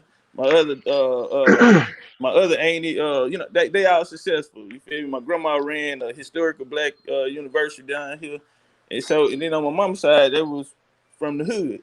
You feel me? So I done seen both sides of it. But what I feel like it is, it's a information, it's a loss of information war. It's a lot of information out there that's not provided to certain people. You feel me? For whatever reasons. And so, but these people naturally grow up to be able to adapt. You feel me? That's all I said is. It's just a form of adapting and survival. And so everybody don't get it. You know what I mean? Some people lose to the game. Some people figure the shit out. You know what I'm saying? It takes somebody to drop some information on one person. It might take another person to, they could just never get it. You feel me? But I do feel like coming up in the streets or whatever, living that lifestyle. You feel me? You do gain a lot. But I tell you something that when I started transitioning, it was hard for me to talk to certain people. You know what I'm saying? It was hard for me to talk to certain people. You know, I made my first six figures when I was 21 years old though, from that shit. And so I just think it's an information war out there. As far as the Warren Buffett situation, it was an information battle. You know, his people didn't put the information in his hand. Imagine if you did that to some of these kids that's coming out the hood. These motherfuckers be brilliant. Some of the coldest basketball stars, coldest writers, coldest music producers, whatever. You feel me? It's there. You know what I mean? So it's a lot of minds that's going to waste because of the loss of lack of information. Well, from what you say, bro, you know what I mean? Like me, regardless of the distinction of the street, I've never been a follower, so therefore, for anybody out here in the streets that's gangbanging, you stupid. You know what I mean? Because I will never follow another person's agenda but my own. You know what I mean? So as far as the hood, just because you grew up in the hood, that don't make you a street nigga. That's true. But at the end of the day, once once you don't have AC, you don't have no light, and guess what? If people in your neighborhood are buying certain things, you're gonna be tempted to get it based on who you're around. You know what I mean? So therefore, me, I'm gonna say also that transitioning from the street to corporate or business or whatever the case might be, talking to people is not hard. It's just that you just gotta learn how to just, you know what I mean, build your social skills because it's all about social skills. Because I remember when I first got out, man, you know what I mean, there's certain places I didn't want to be around. I didn't want to wear a suit, you know what I mean, because I didn't like wear. I used to only I wear ain't a gonna lie, I suit when it still was don't time to like go to wearing court. suits, man. I ain't gonna lie, man. You know what I I mean? got suits, I But still don't certain like wearing places, suits, man. yeah, but certain places that I go, you know what I mean, it's nothing for me to just put a, Yeah, you know what I mean, a I three-piece gotta do it. suit, you know what I mean, Yeah, do it come in sharp and whatnot, you know what I mean? Because guess what? Because what's the word I'm looking for? You're not even looking presentable. Some people judge you by how you look just coming into certain meetings, you know what I mean, because you don't look to part. You know what I mean? That's why I tell even the guys that, you know what I mean, that's when it comes to making connections. There's certain places, you know what I mean, like down here in West Palm, for example, Mar-a-Lago. If you go Mar-a-Lago wearing jeans and t-shirt, people already know you don't belong. You know what I'm saying? Because you know what I mean. A lot of them motherfuckers that come out there, man, they don't dress like that. You got to put some slacks on. You know what I mean? Some long sleeve fitted shirt. You know what I mean? You don't have to be flamboyant about it, but at the same time, you got to dress the part. You know what I mean? So therefore, you just that's got to know true. where you at, That's true. man. In the street, man, or in business or in corporate, you just gotta dress the part, man. Because certain people, man, I judge them by how they look. Guess what, man? If I'm gonna go to business with somebody and then I got a meeting and then you show up and then you know what I mean, you got fucking grills in your mouth, you know what I mean, and shit like that. I'm not gonna take you seriously. I have people that do it, you know what I mean? I have friends that wear grills, but when it comes to business, nah, man, I got an aspect, you know what I mean? You got to look to part. See, if I'm coming buddies in or investors and whatnot, so, you know what I mean? Take them motherfucking caps out of your mouth, man, and look presentable. Hey, nah. Hold up, homie. Hold up. Let's bag up right quick. Let's bag up right quick. So you coming from the street, you coming from a place where people are you know what I'm saying, being stereotyped. You coming from a place where it's a certain prejudice placed upon these people in this world. And so you get out of it, you figure it out, and you find your way out. And then you turn around and you put the same oppression on motherfuckers coming from the same struggle as you. When you were an example, when you should have a different mindset than the people that you should have a different understanding, being that you came from it. And you mean to tell me you judge somebody because of they past? What if this person got a grill when they was in that lifestyle and now they trying to figure out? I've never said that, bro. That's not what I said. That's I mean, what you just said, bro. what I said, bro, was there is a place and time for everything. If you go into the bank, let me ask you a question. If you go into the bank and then let's just say, you wanted to open a business. You just go with your pants half down your ass, with grills in your mouth, and shit like that. And then you're like, hey, I need a loan. And then the next day, actually, let's just put it this way. You went like that. And then I came in, I have a fitted shirt on, I'm dressed, presentable and stuff like that. And I told them I need a loan. Who do you think they're most likely to give the loan to? Man. See, look, man. If a motherfucker transition, I'm not finna transition to go be like this white boy or be as the oppressor. This is the mindset. This is the mindset. This is the mindset, black people. You see me right here? Man. You know what I'm saying? That shit there. Listen, we shouldn't be. You're right. They probably wouldn't get a nigga no motherfucking loan based off of his address. They'll probably redline a nigga, all type of shit. I feel you, bro. When I used to have dreads, bro, let me tell you something. Bro. I'm not finna when I used to have dreads, and use the same oppression against the motherfuckers that's in the system. No, bro, because that's what let me tell you something, bro. I'm in business to make money. You know what I mean? So therefore, I don't a lot of listen. Shit, though, no, you oppress a mind about it. Okay, well, are you done? Because I'm gonna tell you something. The niggas with the goals and the pants sag, and then are we saying that you gotta let respond though. Hold on, Takash, you gotta let respond. You do gotta let respond though. You gotta give him a chance to respond. So I don't pass. A lot of opportunities don't pass me by when I was younger because I had dreads and I did not want to cut him off because at that particular time, I had a great job being offered at that particular time at Wachovia. And then guess what? They told me, my boy told me that was the manager, or at that time he was like, bro, they are not going to hire you, bro, with your dreads looking like that. You got grills in your mouth. And I was just like, man, I don't give a fuck. If they want to hire me, they want to hire me just like that. But guess what? I went, my resume was great and everything else, talked to. And then guess what? I can guarantee you they did not hire me because guess what? A lot of them white people that come to the bank and spend money, they're gonna look like, okay, well, what the fuck is going on over here? Now y'all motherfuckers got dreads, grill, gold teeth ass nigga working behind the cash register. Like, what the fuck is going on? Because guess what? They have a certain perception regarding their business. They want you to look a certain part. It's not about being a white boy. This is the mentality I feel like a lot of black folks need to get out of. You can't be whoever the fuck you want to be. You know what I'm saying? But at the end of the day, when it comes to that money, what do you prefer? You rather be broke and be the way you want to be with the grills and shit like that, than to go get the bag and then you can do whatever the fuck you want to do later on. Exactly. That's why I'm an entrepreneur. You feel me? But that's how many niggas out here in the hood, bro, are not able to be entrepreneurs. They don't have the mental fortitude to actually do it. Let me hop in real quick. Go ahead, and we get the game. And even me, bro, in the military shit, bro, I can tell you this. What he's saying is a fact. Topcast, I feel what you're saying, bro, but again, at one point in time, did you start off as an entrepreneur? Were you always an entrepreneur? You got to play. I've always been an entrepreneur. Well, again, you're the less than the 1%, bro. You're the less than the like 0.0001% of black men. Congratulations to you. But I think what y'all misunderstand, man, and you missed the opportunity is, bro, most of the people go my route. All right. They start out clean cut guys working a 9 to 5, and you take the money that you have from that 9 to 5 to create your own business and then grow from there. The whole thing about what he's saying is you got to play the game, bro. Just like you got to play the game in the street. I don't understand this. Whenever it's to some street shit, niggas can easily conform. Niggas can easily get down with it. But when it comes to the business aspect of it, you want the money, or you want to be worried about niggas looking at you as a white boy. I could give a fuck less about niggas' opinion when it comes to a chance of me becoming a 6-figure or 7-figure nigga. And that's where we get fucked up at.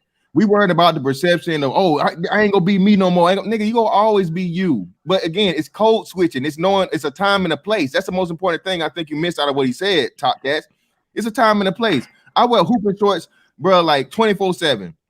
But if it's anything that's business wise or you know needed to wear, man, what is it for me to put on some motherfucking some dress shoes, some slacks, and a fucking button up? Nothing.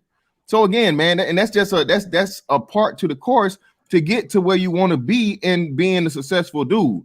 Like I said, you ain't got to do the shit and totally change up your shit, you know, 24/7. But for the sake of business, that sends a signal to somebody that you're not serious. That if I'm here, bro. Real quick, if I'm here, bro, and we're talking business, bro, there's a reason why they have suits. There's a reason why niggas don't wear suits on the basketball court, bro. There's a reason why niggas don't wear suits on the fucking football field, okay? All right, just like there's a reason why you don't wear fucking you know, football pads in a jersey in the fucking boardroom. So until we get this shit out of our head, man, the way it's just like, oh nigga, you ain't go this. No, ain't nobody trying to change you, bro. You should be just trying to change yourself for whatever's necessary for you to get to the motherfucking bag if you claim you really want the bag. Point blank, period. Me, I believe like this, man. In this world, you gotta be a chameleon. You know what I mean? So you gotta adjust to your environment. Niggas will rather dress up all nice to go to, because certain clubs, I don't know where you're at, but certain clubs in Florida, if you're not dressed to part, them motherfuckers wouldn't even let you in. They ain't letting you in with no baggy jeans. They ain't let you in with no fucking sneakers in your feet. But guess what? When niggas gonna go out, they'll dress up all nice. But when it comes time to getting the bag and getting the money, ain't nobody trying to be out here making you out to be a white boy. You know what I mean? At the end of the day, listen. The point based on what you want, you guys, let's just put it this way, bro. In life, you know where you want to go and whatever you decide to do to get there. Now, listen. I totally understand what you're talking. I'm not finna walk in no motherfucker. I'm trying to get a contract on an oil field load or something. I'm not finna walk in there any type of way. That wasn't my point. My point was, you said if somebody come to you, not if they come to them, if they come to you. Then you gonna say, right, I'm not even taking you serious. You coming in here with gold slugs. No. But that's not what I said, bro. Even still, listen, bro. Exactly what I said, if somebody came to me for business, and then you come with grills in your mouth and shit like that, I can't fucking take you seriously. And that's mentorship. Hold on, and on top of that, that's mentorship, Top Cats. Because what if he can't get the loan from just him? Again, he could be a starter loan, and like this ain't no checking his bag, right? For him to you know, to start off for a business. But then what? He got to go to that you know, the bank, the $1 billion corporation one day to expand his business to the 7-figure shit, right? So he's training him early without actually telling him, bro. Hold on. Watch this here, though, fantastic. See, that was my whole point of it, right? I'm like, why you wouldn't pull him up? Because even if you figured it out with somebody not telling you as you was transitioning, you know what I mean? If you got the game, pass the game down. You know what I'm saying? A lot of people want to do the right thing. I'm not here, homie. And so it's gonna be up to the people who have transitioned to be that example. The problem that information down. You feel that was my whole point about the shit. See, the problem with the world is, you know what I mean, everybody feel like, you know what I mean, just because somebody makes it, it is your job to pull somebody else up. No, it is not your job to pull somebody else up. It is their job. Oh shit. It is their job to actually pull themselves up themselves by giving themselves the opportunity to not only meet you, to make themselves look presentable and everything else. Me, I'm not here saving people, bro. You know what I'm saying? I don't give opportunities to a lot of my buddies. They only fuck it up at the end of the day. You know what I mean? And this shit done cost me thousands and thousands of dollars, bro, just because I was trying to be the homie, trying to, you know what I mean, pull another motherfucker up. At the end of the day, bro, it is your job to know what you want to do. So therefore, I remember, bro, when I passed my AV valve and I wanted to go to the Air Force. Guess what? When I went to the recruiter, and then I was asking them all blah blah what I need to do. I had dreads back then, and then they told me, hey, yeah, you know, you go to boot camp, you have to cut your dreads. And I started like, what the fuck you mean? I gotta cut my dreads? I'm like, I ain't cutting my dreads for y'all. But guess what? If I would literally not being stuck in that mental frame of mind that I was back then, and I would have cut my dread, and I did a couple years in the Air Force, you know what I mean? God knows what I, you know what I mean? The street probably wouldn't even cross my path at that particular time. But I was stuck in the way I was in the mental state of mind being in the streets. and be like, man, ain't nobody gonna tell me how to dress, ain't nobody gonna tell me, Watch this here. what kind of What made haircut you I should transition? have. What made you transition though, homie? Like, what made you say, "Hey, man, I need to change my appearance"? All that. What was the Well, what made me transition is because certain people that I was around. Not only I started being feeling, because I started going bald. That's one of the reasons I cut my dreads. But I remember when I used to go play golf. First time I went to play golf. I didn't know how to play golf or anything like that. I went out there, man, with fucking with little shorts and shit like that. And then everybody was kind of looking at me like, man, you don't look like you belong. Then I was talking to my buddy at the end of the game because we were just there bullshitting around. And then he was just like, man, yeah, because you don't have a golf attire. That's why everybody was looking at you. I'm like, well, there's such a thing as a golf attire. He was just like, yeah, because if you see a lot of people wear collar, polo shirt, and then, you actually go and get some short pants and stuff like that, and then some shoes. But at that particular time, I thought just coming out there, man, with some Nike t-shirt, man, and shit like that, man, all cut up, looking all G and shit. But guess what? People literally was looking at me like, man, that's not even a golf attire. But I had to look presentable next time I went. So like that shirt, I couldn't play at that particular time. But people was not looking at me like I didn't fit in, I did not belong.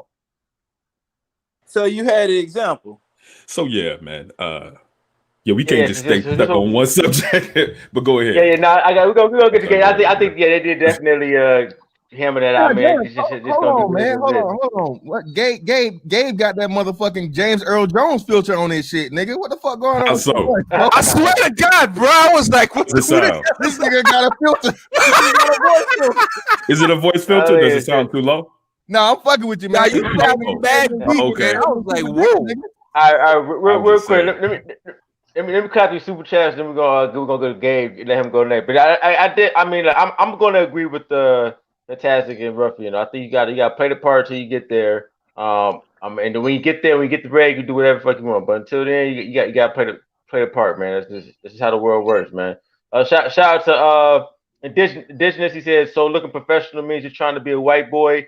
When did that happen? Why wasn't I told? Shout out to Indigenous. Appreciate you, brother. Shout out to B More Tails. What's going on? Lil Thug, B More Tails. What's up, man? Yo. Shout out to B More Tails, man. Shout out to you, brother. Shout out to a couple other people in here. Shout out to Gary Grant. What's up, brother? He said, can someone tell me why it is considered when black men speak properly and dress for success, they are called white?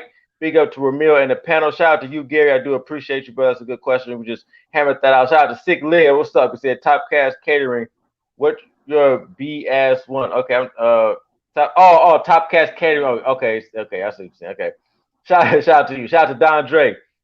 He said, Top Cast is take me as I am, nigga, SMH.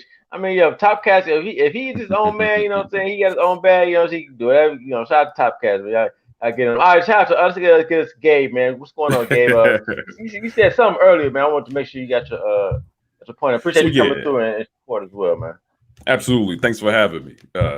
Hopefully my mic sound a little better here. But yeah, so kind of the point that I was kind of thinking about is that the whole idea that you have to go to the street route in order to learn some important life lessons that will allow you to go further in life. I don't really agree with that perspective, because I think that there's a lot that could be learned going the quote unquote square life, right? I think that people really underestimate your ability to move up within the corporate environment structure, and then really getting visibility to see how multi-million and billion-dollar businesses do business, right? As you go higher and higher within a corporate environment, you get your eyes on more of their documentation, the way that they actually do business. You see how services are priced. You see how much people are really paying for certain services, and it really cuts a lot of the leg work from yourself, where when you go and become an entrepreneur, you can say, hey, this multi-billion-dollar business did it this way. This is what the customers are looking for. And also it allows you to get into different organizations to really see what their pain points and their issues are. So if you're going and trying to do business within a certain sector, within a certain market, within a certain industry, you know the customers, right? You know what their issues are, and you can really find a particular market that you can be able to service. So, but that would be considered the quote unquote square route, right? But then you're really understanding how multi-million and billion-dollar businesses are doing things. So I think that that's an underestimated factor when people say, "Oh, you got to go to the streets." No, you don't got to go to the streets.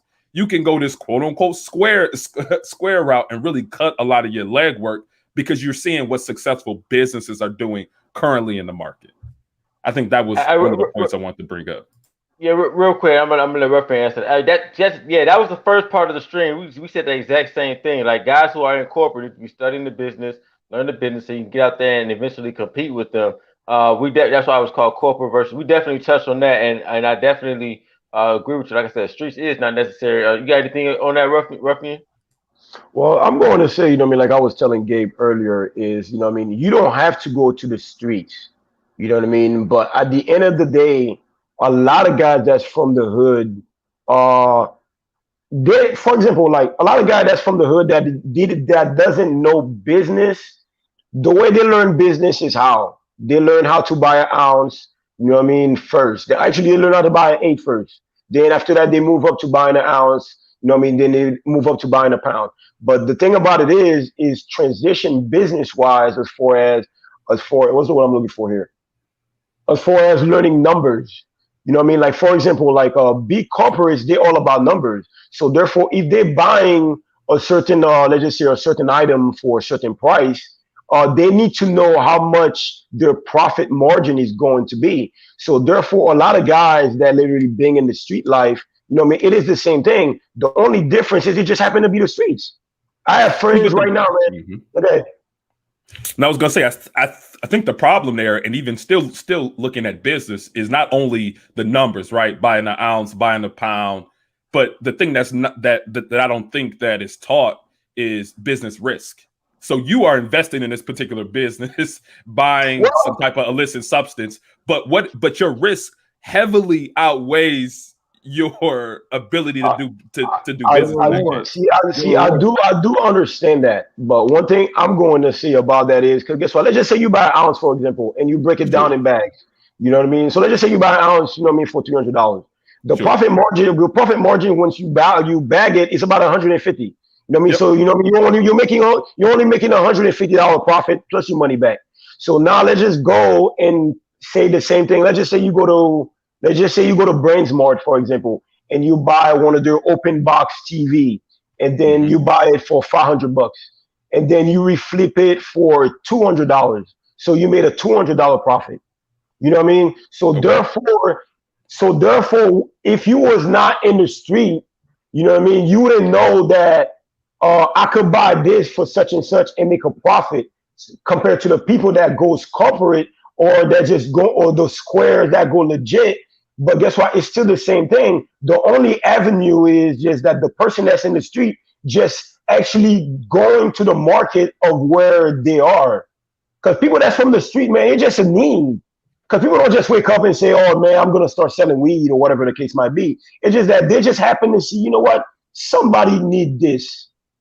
See, but in how many cases, so the success rate and the success factor there, I mean, how many of us know how many young dudes and young boys that we grew up with that are literally serving, I mean, doing numbers in the like doing crazy bids because they had that same mentality, right? That whole idea, like, here, I can start off low, nickel bagging, going higher and higher, but then they wound up. But then they wound up stack. Well, right, it's all about the money, but then they are making no money at the time that they get locked up. They're not making what's the money. That risk there? Like what's this way?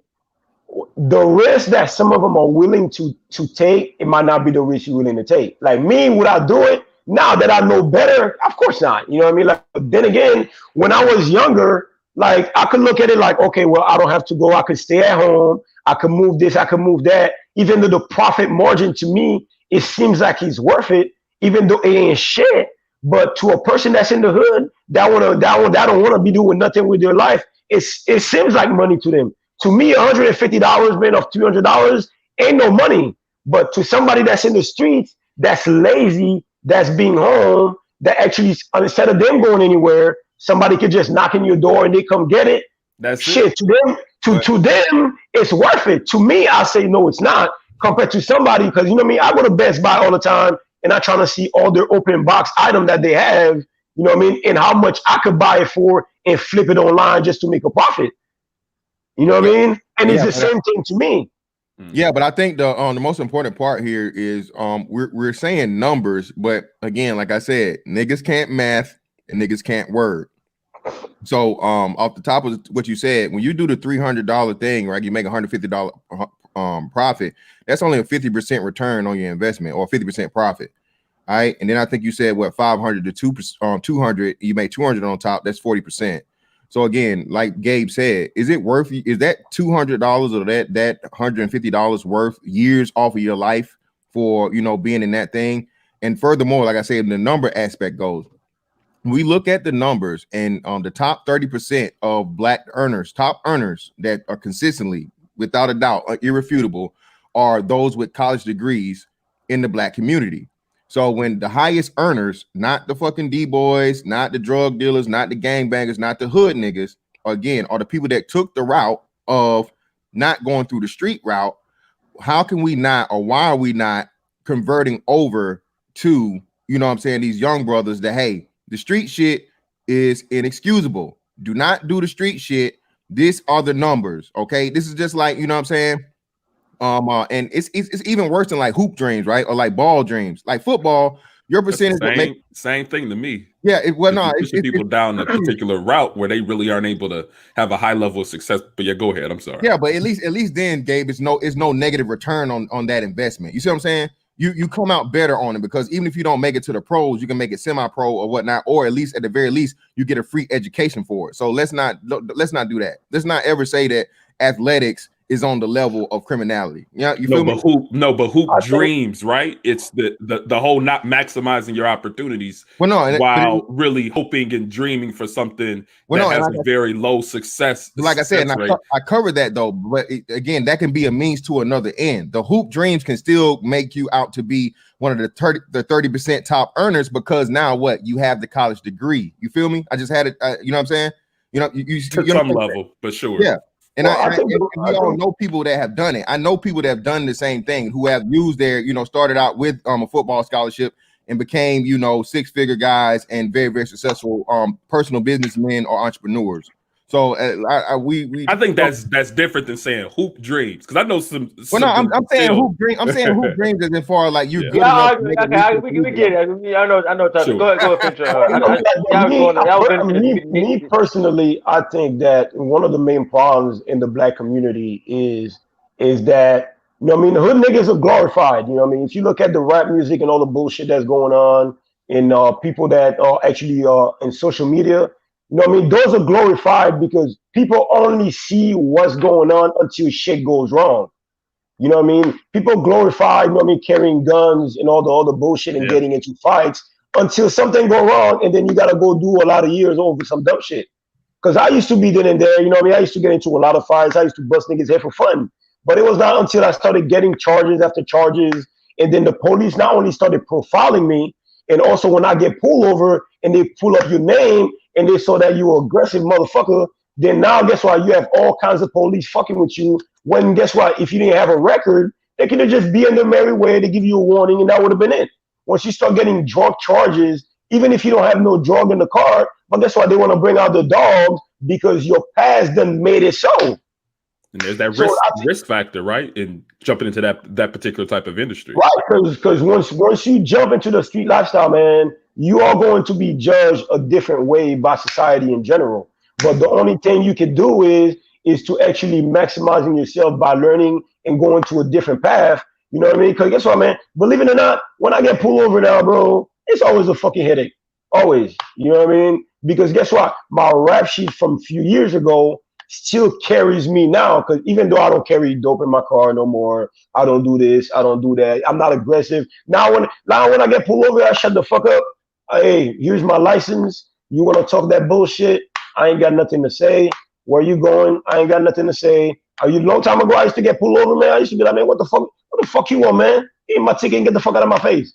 But now, hi, sir. No, sir. Give my license. If anything goes wrong, I write a fucking letter or complaint, you know what I'm saying, to your boss. Instead of going the street route and getting beat up, man, I done been yanked out of my car, get beat the fuck up, get my wrist broken by police. I've been there, done that. But guess what? Now, even now, I teach my son as he's growing up to the world now. Like now, guess what, man? I don't give a damn what kind of officer. If he come with an attitude, here's my driver's license, my registration. If I don't have it, please, sir, just give me my ticket. I will deal with it in court if I need to, or else I hire an attorney. I ain't got nothing to say to you, and I'm done. Hold on, but they say when you do that, man, they say what's that shit called? You should be able to act a fool with the police, and the police should still let you do it.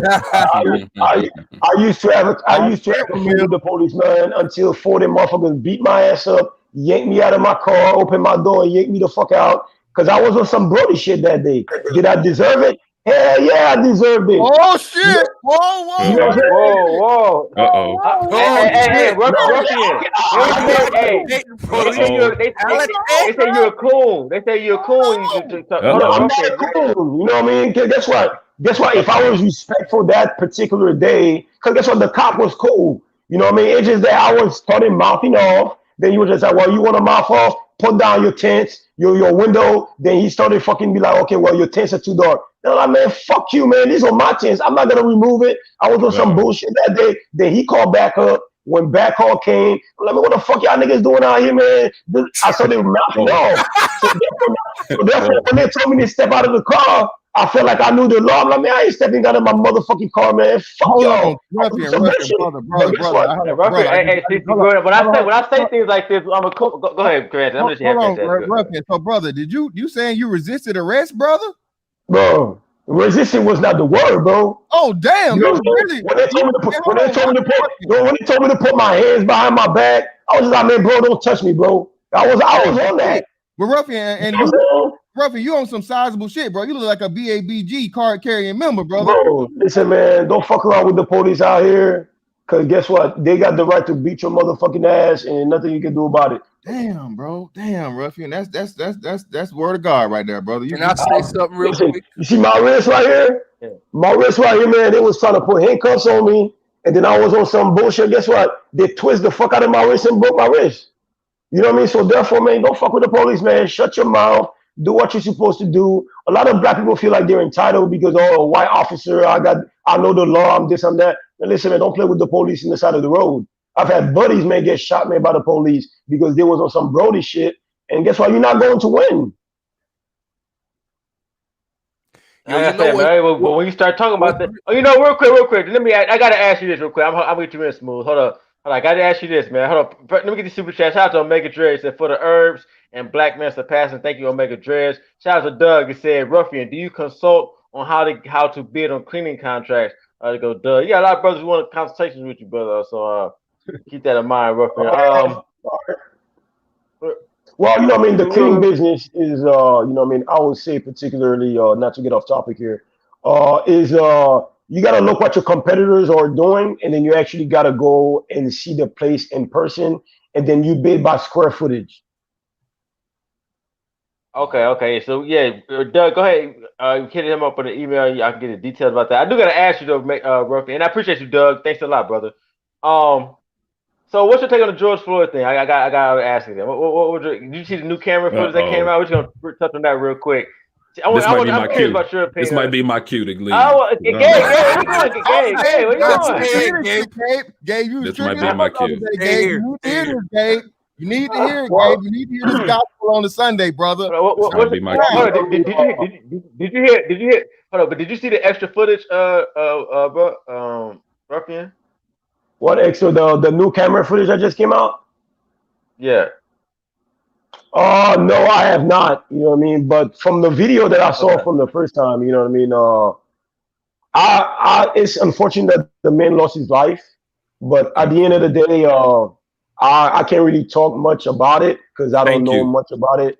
Yes. You know what I mean? That's where I stand with it. You know what I mean? So the officer should have never.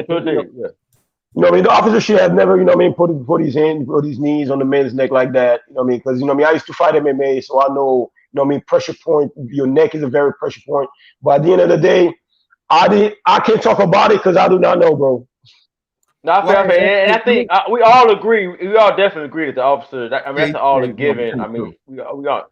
But Ruffian, hey, that. But if you, oh man, just real quick, he say he don't know. He say he don't know. I'm not. if you don't know, I don't want to know. I don't want his uninformed. I would rather him. No. But he said something that's very valid to another point though. So, brother Ruffian, you said you did MMA training, correct?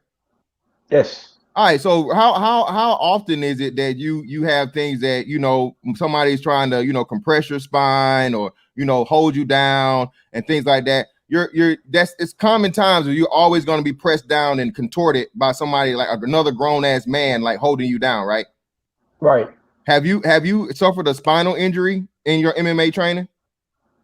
Throughout my life, I've suffered all kinds of injuries, but my spine, no. Okay. But shoulders and everything else, yeah. But the time spine, right? when you're fighting.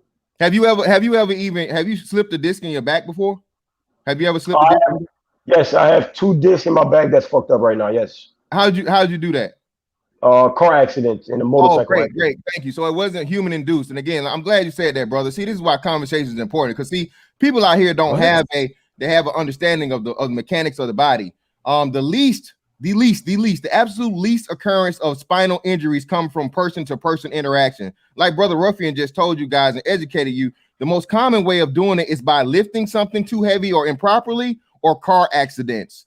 So again, for something to occur 1 out of 1,000,000 times, okay, 1 out of 1,000,000 times does not make it, that it's as serious as people would like to make you think it is. Because again, if you've ever trained in any type of hand-to-hand combat or had any type of fucking training, bro, your spine is always compromised, especially when you're wrestling with someone and tussling with somebody in like MMA or jiu-jitsu or anything like that. So again, some of you niggas need to go join a gym, or something and learn something about actual body mechanics before you run your mouth. Appreciate you, bro. Super confused. What's your premise of that? I don't even know what that's about. Yeah, what's the premise with that? Fantastic. It was a certain old nigga that hopped on the panel when I was on the panel and said, "Oh, you put your knee in somebody's back, it's like a guarantee that you're going to compromise their spine and get them a spinal injury."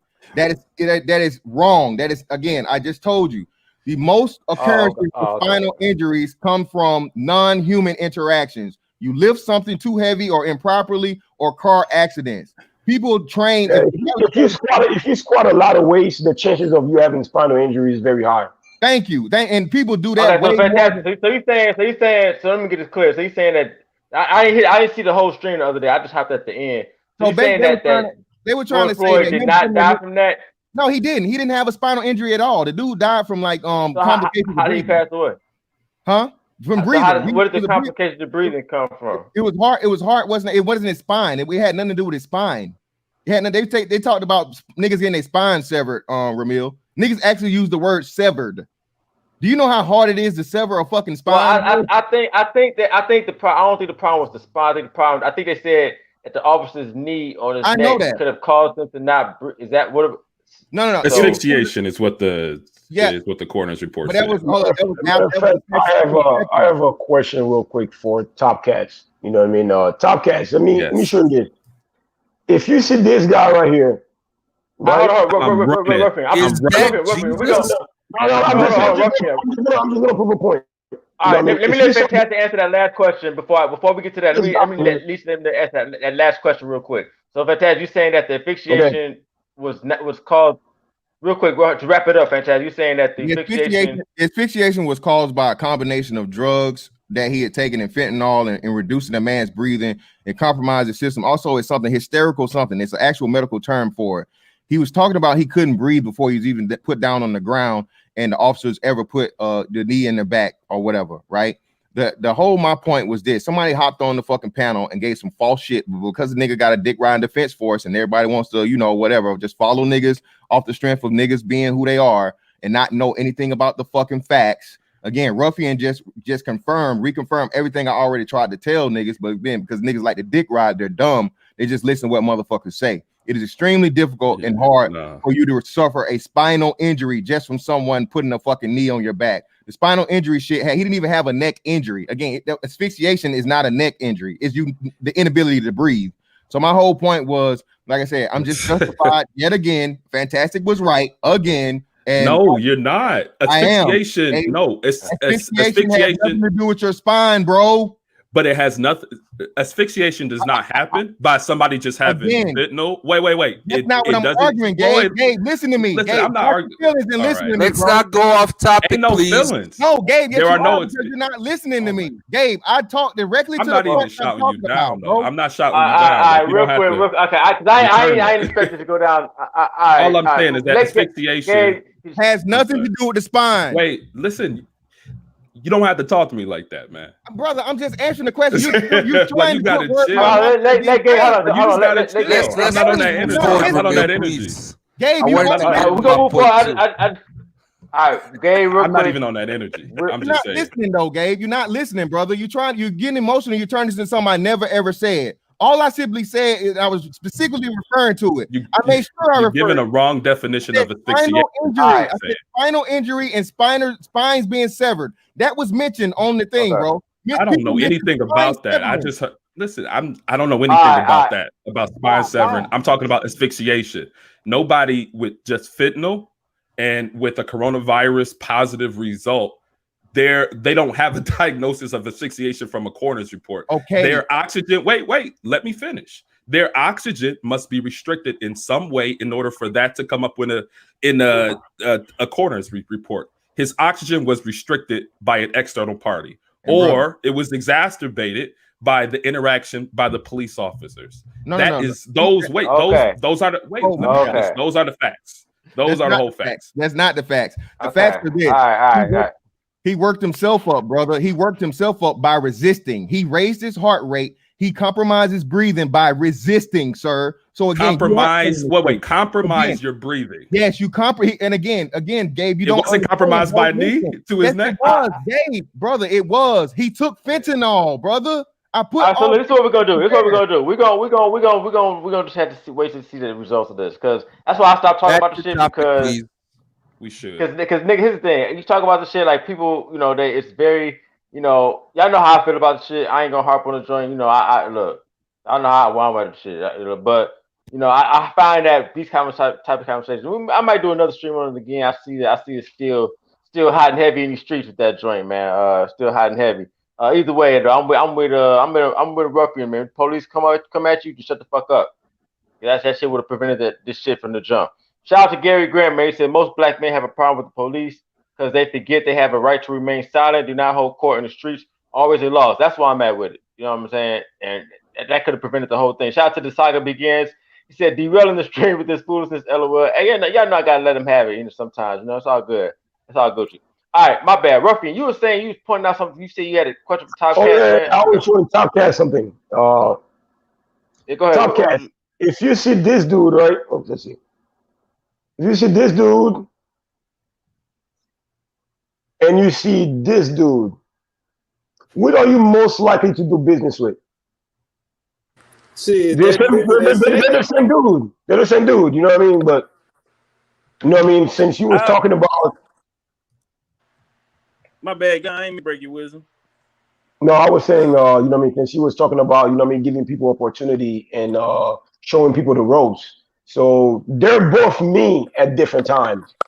But if you saw first one and second one, and you was going into business with, which one or would you pick to go in business with?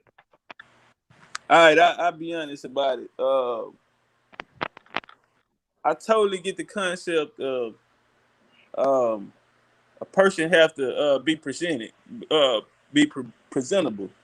The only part that I got lost at was when you said that you wouldn't give them opportunity. Another thing that you said that I cut it for was when you bring in friends, family, and people that's close to you in business, they're not gonna respect it how you respect it. Plus, it's you, so they're gonna feel like, you know what I mean. They're not gonna they're gonna take the shit for granted, right? And you can end up taking the loss, like you said, you lost thousands of dollars. I went through that same situation. I had a motherfucker tear one of my trucks up before. You know what I'm saying? And I knew they ain't had the experience to be in there, but I was looking at it because this somebody that I know and I wanted to help. I totally get that. You feel me? But the part that I was sitting on, I was like, damn. So how do these people transition over? How do they get the information that we got? They Like you said, you went on the golf course. You got your they example of the need people they around you. need to actually learn how the world works. Because learning how the world works is not hard out here. You know what I mean? That's why I literally advocate of being a chameleon. You know what I mean? Some people think it's wrong. Some people think, you know what I mean, that's some fuckery shit. But guess what? I'm not the same person I am everywhere I go. You know what I Yeah. mean? Hey, can I Well, say I can something feel real yeah, quick? that. I can feel that. Hello? somebody was going All to right, say fast. something. Let me get to the other two people that just came on the panel, and then we're gonna go from there. Shout out to we got Smooth, and we got B Motel. I'm gonna go to Smooth first, and we're gonna go to B Motels. Go ahead, Smooth. What's your take so far? The B Yeah, Motels and man, my take so far is that when we're talking about corporate life versus street life and all that stuff, definitely there are those similarities because at the end of the day you're dealing with humans and you're dealing with human psychology and all of that stuff, and you're selling a product, I guess, that people want, right? But and yes, there are certain things to be learned, you know, from the street life or whatever. But I do also want to point out that it is important for people to understand that people like Ruffian, for example, and I know people like to use famous people like Jay-Z or 50 Cent and all that. These are people that were able to transcend. So it's like I believe that they're like those type of folks that if you had put them in if they had started off being squares, or in the square life for school or whatever, they would have been the ones that excelled because Yeah. they always thought further. Because how many people do we know in the streets that do all these things and sell drugs and whatever, and they get and they go to jail or whatever, they come out and then they go back to doing the same thing. They never even think about, oh, let me try this or let me apply these skills somewhere else. You understand me? They just want to be in the life because it's a lot that comes with that, in the square life or corporate life. If you have a competitor who obviously snaked you or whatever, you can't just run up to his house and then shoot him dead and shit like that. You gotta go. You gotta go to court.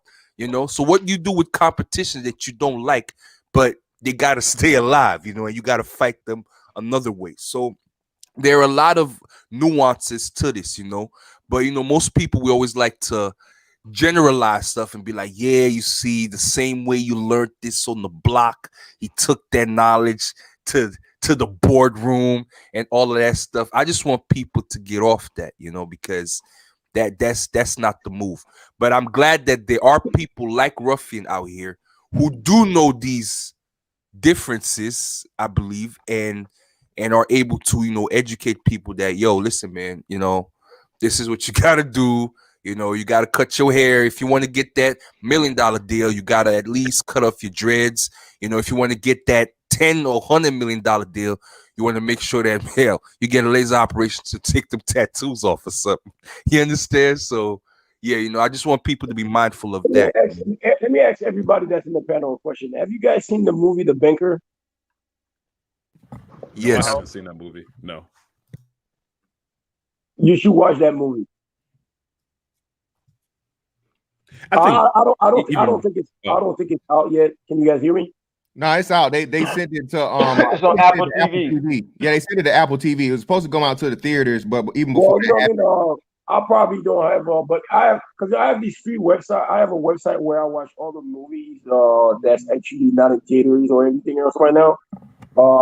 I probably can't do it right now in the particular chapter, but maybe tomorrow when the building goes on, I'll actually post that link for anybody that's gonna watch it. They can watch it for free. You guys will learn a lot from that I'm movie. gonna put my email in the back chat. I'll put my email in the back chat. You know what I mean? Because you know what I mean. Like me, I'm not a movie person, but the only purpose that I watched that movie was the fact that they went the way that they went about it. You know what I mean? The first black bank, you know what I mean? Even though they had to use a white boy to actually get the deal done. But you can learn a lot from that movie and how to Yeah, feel I and how to remember that move in the corporate world. movie. Mm-hmm. That's a good point. Yeah, that's a good point. I see that shit is on Apple TV, and I kind of lost track of that shit. 'Cause they fucked the shit up with that Me Too shit when that shit first came out. Kind of blew away the steam, but I'm glad that shit's still out. I'm gonna check that today. B Mortels, you get you. What's up, bro? What's your take on it so Yo, far? And then after you, man, we're gonna Uh-oh. probably get some closing statements, man. Case. Uh-oh. can y'all hear me? B Mortels, what's up, man? What's going on, man? Hey, What's Gabe, up? did you see B Mortels cartoon? Yes, it was fire. I saw that. I liked Thank you, it. thank you. Good stuff. All right, go ahead, bro. Go ahead. Can y'all hear me? Yeah, go ahead, bro. Okay. I want to say, a lot of black men scared to even, cause just to get out of their environment. You know what I mean? That's why they so reluctant to say, "Hey, okay, cut the dreads or take the gold teeth out," whatever the case may be. Cause they scared to get out of their environment. They scared to change. They comfortable where they at. You know what I mean? You know, I was a victim of that. You know, if once you've been used to something for so long, and you gotta make a sudden adapt, you know, it's like a recipe for disaster. You can't, you can't, you can't just. Let me give y'all an example, man. Back when I was 17, before I caught my first charge, man, I had a job set up, you know, cause I knew a nigga, and long story short, it was for a law firm as a desk assistant, you know, and I I had to do an interview. I went in, bro. I was sagging my pants. I had jeans on, man. I had my hat on backwards, man. That white man looked at me and said, "Man, what you doing here, man? Are you serious?" You know, I ain't at that time. I didn't think nothing of it.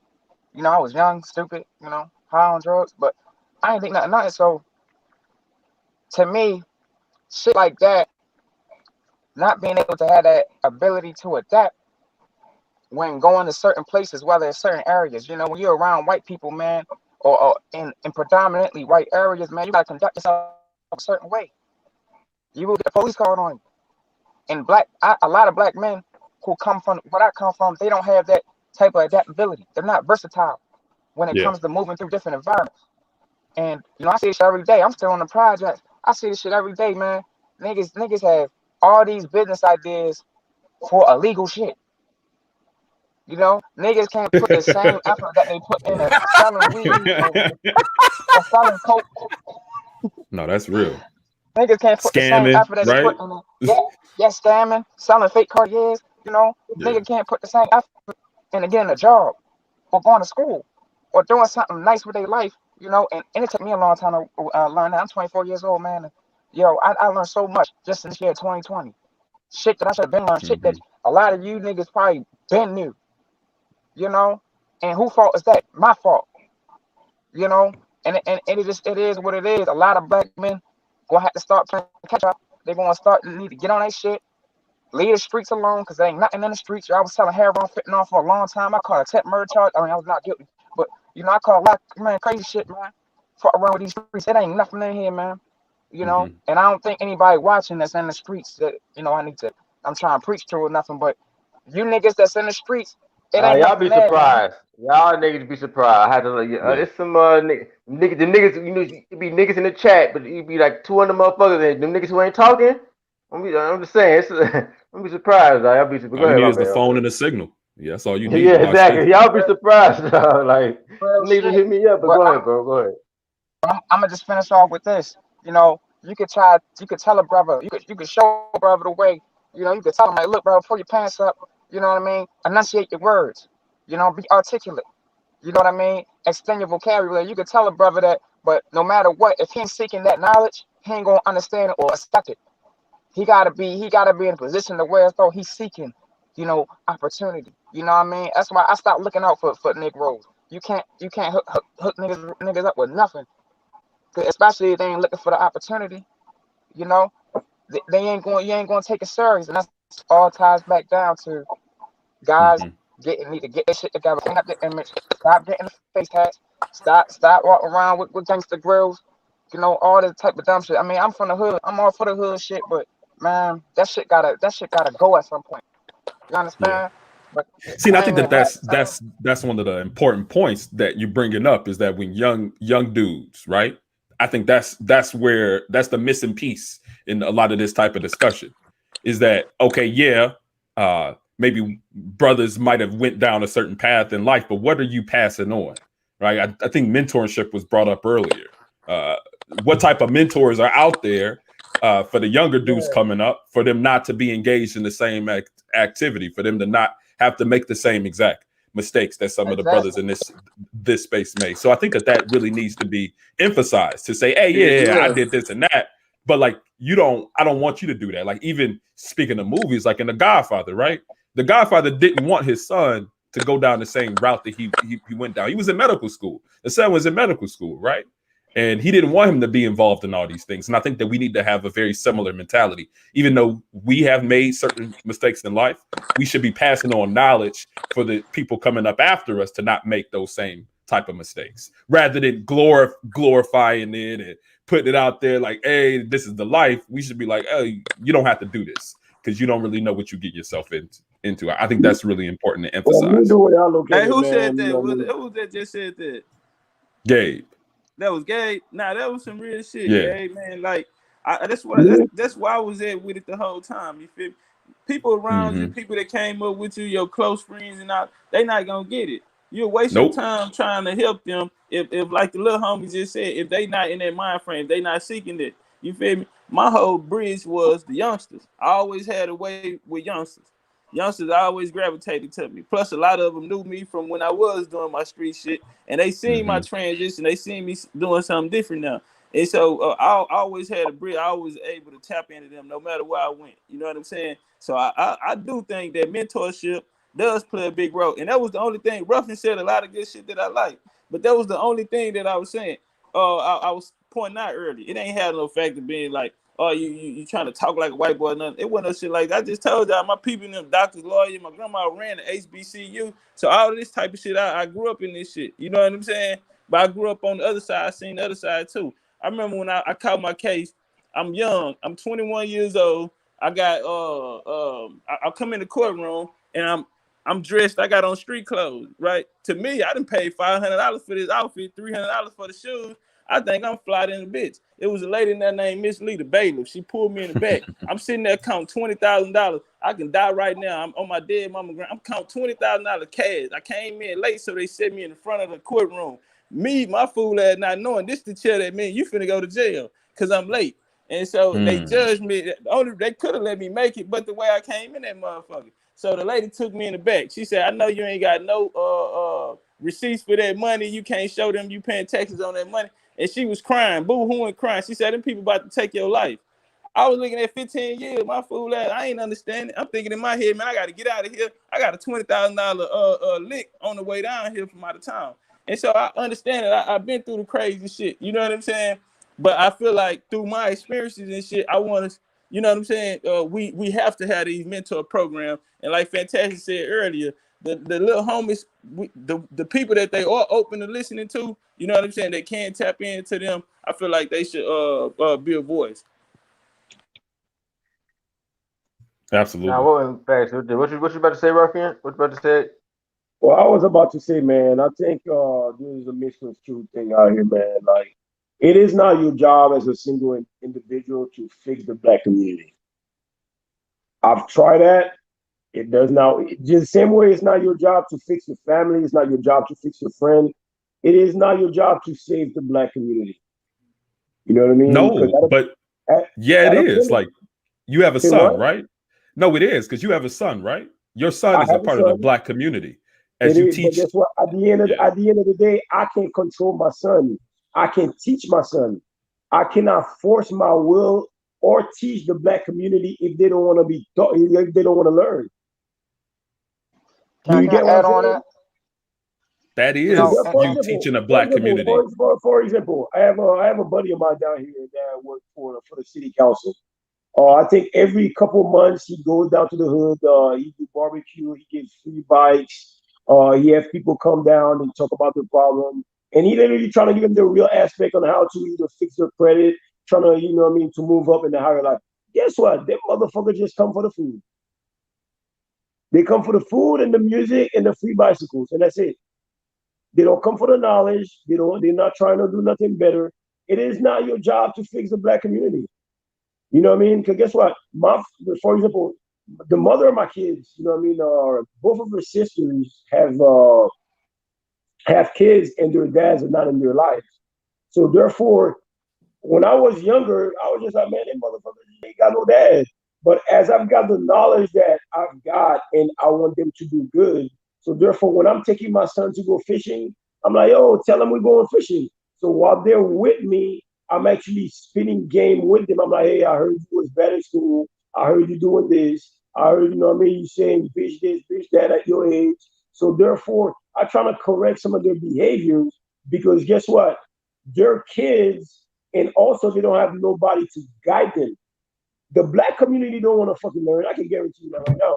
The black community ain't never gonna be shit because of what? Because they feel like, you know what? We helped build this country, so therefore we are entitled to this peace. But guess what? What they have not realized is the white man ain't gonna give you no peace that you ain't earned. Nah, And I'm man. not even from here. You know what I mean? From being No, from no, that's being no. Dude, Nah. what is he lying about? Here's the thing. Look, dude. The black Nobody's gonna community ain't give never us. gonna be ish. What? Well, okay. Here's the thing about this. Yo, think Here's about the it. thing, man. Let me Think let me yo, about clarify. it, Let me bro. clarify. Okay. No, let me clarify this real quick. Let me clarify. The most black of the black community are I look at them as dollar signs because if you're looking for like progress and you're looking for things like that, I mean, bro, the culture 72% single mother rate. I mean, do we gotta go down the list? I mean, bro, I mean, if we're gonna go down, I mean, like I said, it's a critical mass. I'm worried about the critical mass of black men who got their shit together, who's gonna go for the power. But if you're trying to save everybody, that's not realistic, Gabe. I don't think that's realistic I to Yo, try don't. to listen, Yeah. say. man. No, Listen, wait. I man. don't think anybody said they're trying to I love save black everybody. How let get Gabe, what's your response to that? Yeah, I don't think anybody ever said they have to save everybody. Even other communities don't save every single person and every single demographic of people within their group. But to say the black community ain't ever gonna be ish is wild because No, I'm it's part of the not. black. Wait. I'm part of the black community. Yeah, If you but see my life, you let would me see ask you that. a question, Gabe. When you yo, go out, you act a fool in public. For example, if somebody came and give you No, one burger or whatever the case might be, do you feel like you are entitled to be like, man, this shit ain't right, and you act a fool in the restaurant and make a fool out of yourself? Do you do that? no. No. So you most likely will ask, hey, can I see the manager? You know what I mean? This is not what I ordered. Blah blah blah blah. I would like my order fixed, or else I would like to get my money back. Instead of just going off and making a fool out of yourself when there's a lot of other people there. Okay. You know what I yo, mean? So yo, Let's get to the it, like. What's the point? everybody, Like I'm trying to. well, the point I was trying to make I'm is, sorry, you know, B-More. Yep. I'm confused. Is somebody trying to say something? I'm sorry. B-More was trying to say something, and you were saying something. Yeah, So whoever. go ahead, I Ruffy, just and want then to be hear more. whoever. What you say, Ruffy? Well, what I was trying to say is, you know what I mean? For example,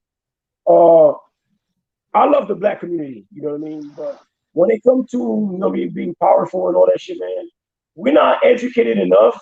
And the ones that even got the means, you know what I mean? If you look at all the celebrities and shit like that, they got the bread. You know what I mean? Why, think about it, why don't we have a black bank yet? For example, look at all the shit. I don't know about where We you guys do. from, but out here in Florida, we got Hispanic banks out here.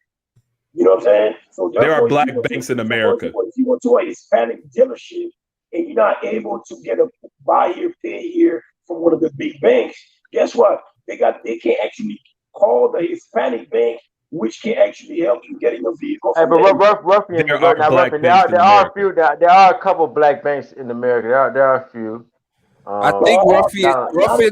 I've not is seen none in saying the Florida. MOT thing where it's like some of them you gotta leave some motherfuckers behind. I think that's who he's talking about. That No, he said the entirety of Nah, the you black gotta community. not the listen. entire. Well, the majority of it, for the most part. Think about it. You know what I mean? Like me, I can only talk about what I see. You know what I mean? I'm not a big social media, you know what I mean, individual or anything like that. But every now and then, you know what I mean, I go online, you know what I mean, when I post cards and I see the fuckery going on. A lot of people that are actually online, I'm only talking for the majority of black people anyway, they're mostly on there just to show off and be about the fuck shit.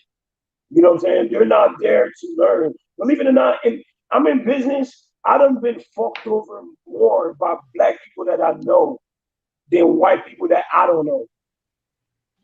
I done been taken advantage of by black people that I know more because they feel like I was the homie. I was supposed to give them a hookup, or they owe me money. They were supposed to pay me back and stuff like that. More than white people.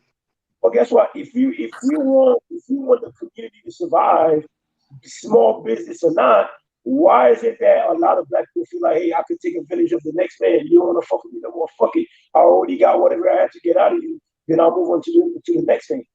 Hey, There do you definitely needs to be a interracial date, paradigm Ruffin? change.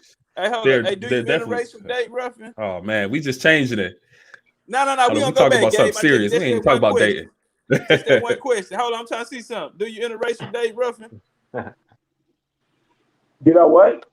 Do you interracial date? Of course I do. Okay, all right, Gabe. You get it? All right. Nah, Yo, but yo, yeah, go ahead, be more. Sorry, What does that have to do with anything with that I'm saying? I don't know. Go ahead, be I ain't more. gonna lie. I think you said something. Hey, Gabe be having them ad libs in the back, man. I mean, we was on to Go ahead, something, and then B-More. we talk about dating. But go ahead. Yeah, I want to say, as far as the yo, So, can y'all hear me? like, Gabe, let me ask you a question, Gabe. Uh-huh. What do you think the problem is in the black community? I think it's a mentality check, a mentality issue, right? As it concerns what success looks like. I think there is just rampant, single motherhood, lack of families, lack of priorities, a whole lot of materialism. I think there are a plethora of issues that I think that any of us can just kind of go down the line. But I also believe in something as it concerns trailblazing. I mean, I think that we can look at the condition of something because so I went to school for engineering, right? And one thing that we're taught is to not only look at what the problem is, but also look at what the solution is and look at what your contribution to that solution can be. You don't just look at a problem and say, oh, that's it. I'm throwing my hands up. That's it, end of the day. But rather you look at ways for you to be able to bring a solution to what the issue is. Right now, for me, I'm looking at trailblazing. I'm looking at making a different paradigm in my life so that I can influence more and more individuals within my community and within my sphere of influence to change some of those ideas, right? When people look at, like, a lot of times in the places where I work, I'm the only Black representation that a lot of my coworkers can see, whether Asian, white, or whatever. When they see me, they see excellence. When they see me, they see success. When they see me, they see a problem solver. I want them to see me as the representation for a sector of the Black community. And I think that that's something that we can all do on a daily basis, is succeed and be a positive influence in our lives right now, rather than just putting our hands up and saying, forget it all. So that's just part of my perspective. Okay. Well, now let me ask you another question. You know what I mean? Do you support Black Lives Matter? Black Lives. Oh, I'm sorry. I think Ramil was saying something, or somebody.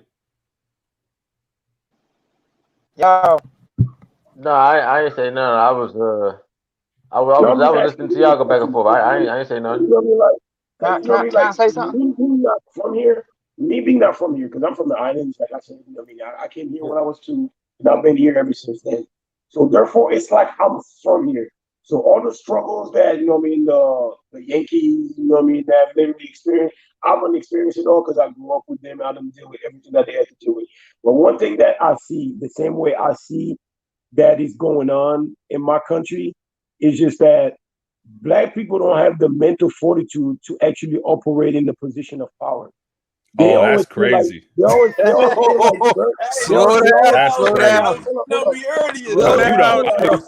They always feel like you see, for example, like in my country, for example, when there is something going on, country burn the motherfucker down and fuck everything up, then everybody got to start from scratch. Ain't no different than over here. When something don't go right, everybody feels like they're emotionally entitled to fuck shit up, and then the Black community got to start all over again.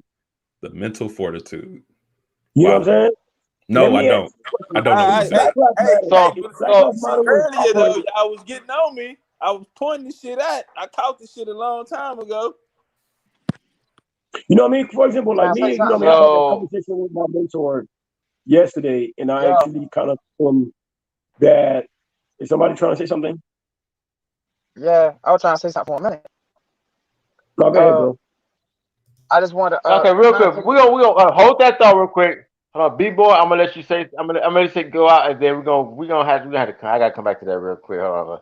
Go ahead, B-boy. What you about to say? I was going to kind of piggyback off of what he said earlier. Uh, that I'm not gonna say fuck the community, but at the same time, you can't really save them, because they don't want to say they self.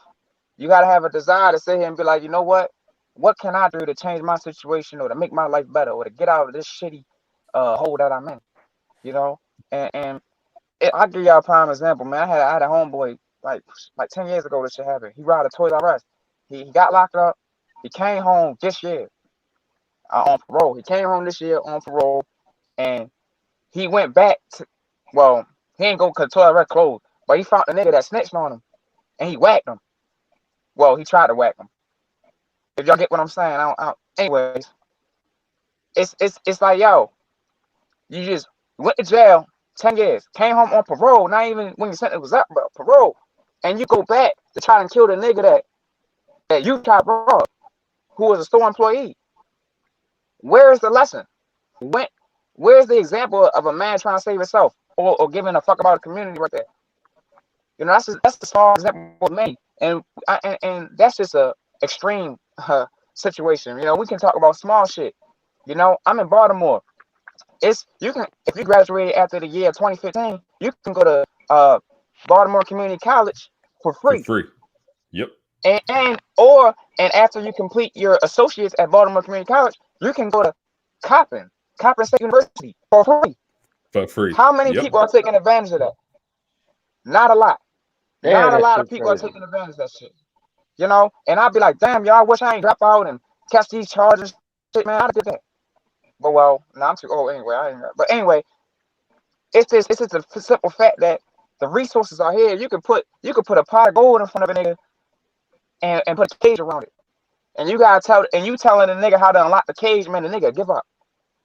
You know what I mean? No matter how close he is to reaching that pot, the end of the rainbow.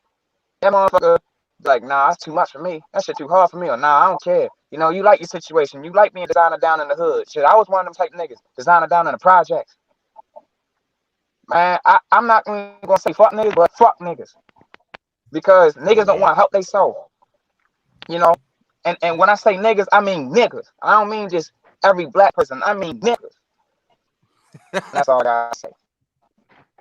Hey, All right, man. is True that the indeed, true homie indeed. right there make cartoons? Hey, Yeah, Ramil, Yep. that's yeah, the That's little him. homie. Yeah. yeah. Hey, I want to get with you, family.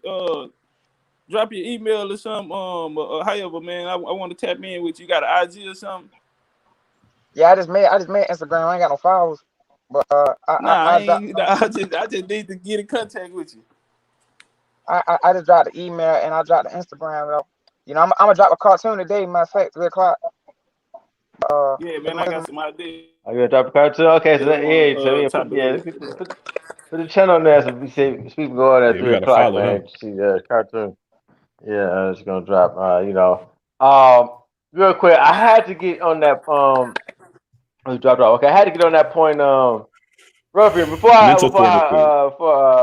yeah, yo, Gabe was like, let me help you out real quick. Okay, all right. Shout out to Saga Begins. He says, speaking facts, Gabe, don't want to hear that. What you were saying about mental fortitude now, Ruffian? Go ahead with that, brother. You there, Ruffian? Yes, I'm here. I was just Oh yeah, yeah. somebody B Mortel sent me a message. I was just writing his email down. Sorry. Oh, okay, okay. Uh, Yeah. no, what I was saying is, you know what I mean. If black people, you know what I mean, because me, I look at me like, because me, when it comes to my daily life, you know what I mean. I move from a position of power at all times. Doesn't matter whether it's my personal life or business life or whatever. See me when I look at Black Lives Matter. If you like me, for example, I told my mentor yesterday, we was talking and shit like that. Like when I text you, if you support Black Lives Matter, you stupid.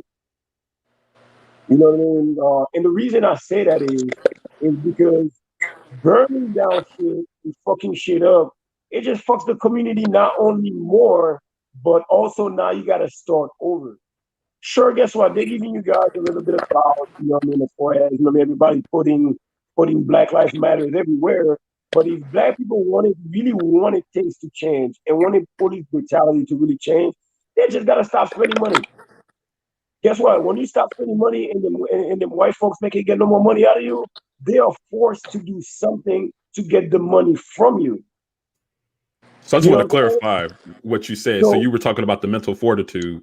So you were saying that because of their actions, or that certain people involved in like the Black Lives Matter movement, Well, how I they were think burning the down Black things in the community. in general. I think the Black community Oh in man, general is too emotional. I was trying to help, but that was He's all right. right. He's right. Black Lives Matter is a whole bunch The of Black community bullshit. is too But emotional. that's no. That's not what he's saying. That's not what he's saying. He said the Black community in general. Because I was trying to see if he was just talking about the Black Lives Matter movement. Well, Black Action. Lives Matter is Bro, I'm talking. hold on. Black Lives What Matter is is the Black community? It is the Black Lives Matter. Because guess what? Even though they have white people out there supporting, they're putting their hands up. I've seen all that bullshit out here in Florida where you have a bunch of white people, you know what I mean, out here wearing the shirts, you know what I mean, honking the horn and everything else, you know what I mean, and stuff like that. But at the end of the day, you know what I mean, brutality. They would never come and live in your neighborhood. They would never come and live in your neighborhood. They would never trade places with you. They really don't give a fuck about you. It's all fucking fake. It's all fucking right, most of them paid to be out there anyway. Shit. Black Lives Matter is one of the biggest issues, and it's shining a light on the problem, the fundamental issues with the Black community. That's the fucking in the fucking beginning of the bullshit. Black people allow anybody, because y'all want that fucking hug, because niggas want the sympathy from white people to come in, overtake some shit, and tell you what you should care about. Again, niggas die in the hood every day, B, and niggas don't protest, niggas don't march, niggas don't burn down shit in the hood, but the white folks come along and tell you one nigga gets killed and you should care, so now the whole fucking country's in an uproar over some fake shit. See, when I used to work in the club, man, I used to work at a club called Flashdance. You guys can look it up online. Niggas kill niggas for fun over there. They don't give a fuck about a nigga's life for nothing. But as soon as a white person kill a black man, everybody want to trip about it. But guess what? Man? I don't see niggas kill niggas, man, just for literally over a bitch that they don't even give a fuck about. Because they want to get on their feelings outside. They want to feel like, yeah, I'm big and bad. So therefore, I just go to my car, I blast your ass. Now I got the clout. You know what I'm saying? So therefore, there's a lot of things in the Black community, bro, I just don't respect, even though I'm Black. That's why I move the way I operate. You know what I mean? Don't get me wrong. I do business with a lot of Black people. I do business with all kinds of people. Because the only thing that matters to me is the money. But at the same time, I think Black people in general are just too emotional when it comes to living life, period. Damn, Ruffian. Shit. So I have a question. So when you see the Black community, right, you see the wrong, right? You see the Black Lives Matter burning down our own community, supporting negative things. How about, do you know of any like Black success stories? Do you know of any Black entrepreneurs? Or of course, I have plenty of friends, bro, down here that own insurance companies that are Black. You know what I mean? That own credit repair, that own real estate companies and everything else. But guess what? So then, do you consider those individuals outside? Excuse me? No, but my question is that, do you consider those people, those successful Black individuals outside of the Black community, or do you consider? No, of course not. Of course not. They're still Black. Well, hold on. Let me hop in. How do you? But they're say the minority though? They're the minority though. Well, hold on. Let me hop in here real quick. Because they're the minority, they're not a part. But hold on, bro. Let me get a little piece of this, bro. I've been quiet. I don't let y'all rock. I ain't said shit for a minute. Let me get this for a second. We just having a little discourse here. That's all. Okay, I'm just trying to hop in, brother. Same thing. You can't say I'm yelling and shit. But again, I think the most important part of it is that, does the Black community see them as a part of it, Gabe? And no, they don't. They see them as uppity niggas. They see them as niggas that think they too good. They see them as lames. They see them as squares. They see them as squares. So again, you're caping for people that don't give a fuck about you, but they want all of your benefits and they feel like you're beholden to them, Gabe. You're caping. There was no caping here. Well, sorry, my bad, brother. I won't say you're caping. But I'll say you're defending. You're defending and you're protecting people that don't give a fuck about you until you have something to offer them.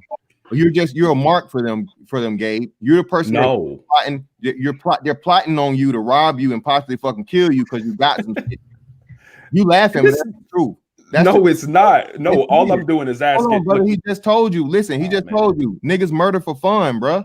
Niggas murder other niggas that's in the street life for fun. So what the fuck Look at what Ramil said about the dude that killed his boss over some $1,500 that he stole or some shit like that, man. That shit. He chopped the nigga up. Yeah, he chopped him up on some serious. Chopped them up. Yeah. So again, Gabe, like I said, brother, we need people like you, brother. We need people like you to hope and care and dream.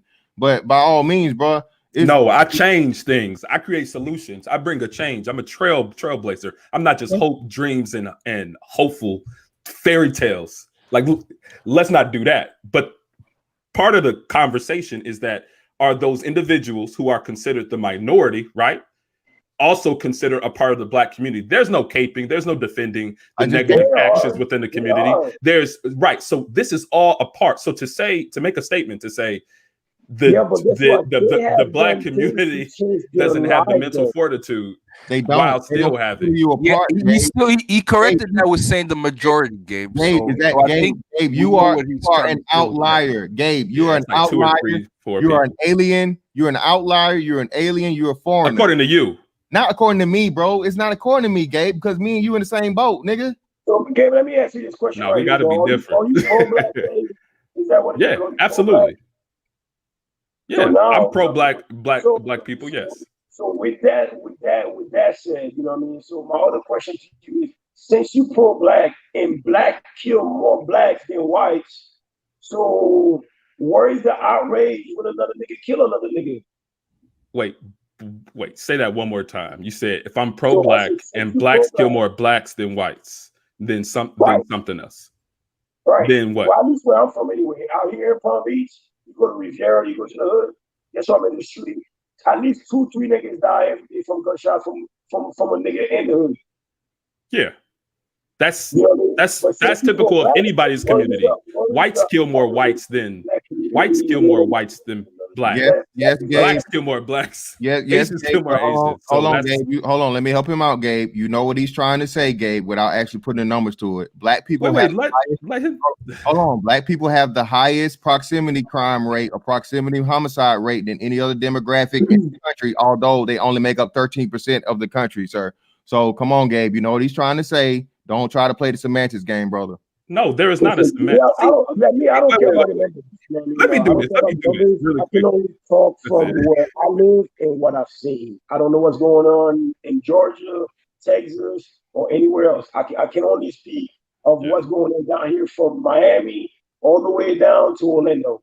And I've been in a lot of places, working a lot of clubs and everything else. Listen, for the most part, the hood clubs, I used to see niggas get shot every weekend by another so-called brother that literally, man, you know what I mean, will vouch that they were pro-Black. As soon as a disagreement pop up, and nothing for a nigga to go back to strap in the car and shoot another nigga. But where's the outrage from the pro-Black community? This is where I'm asking.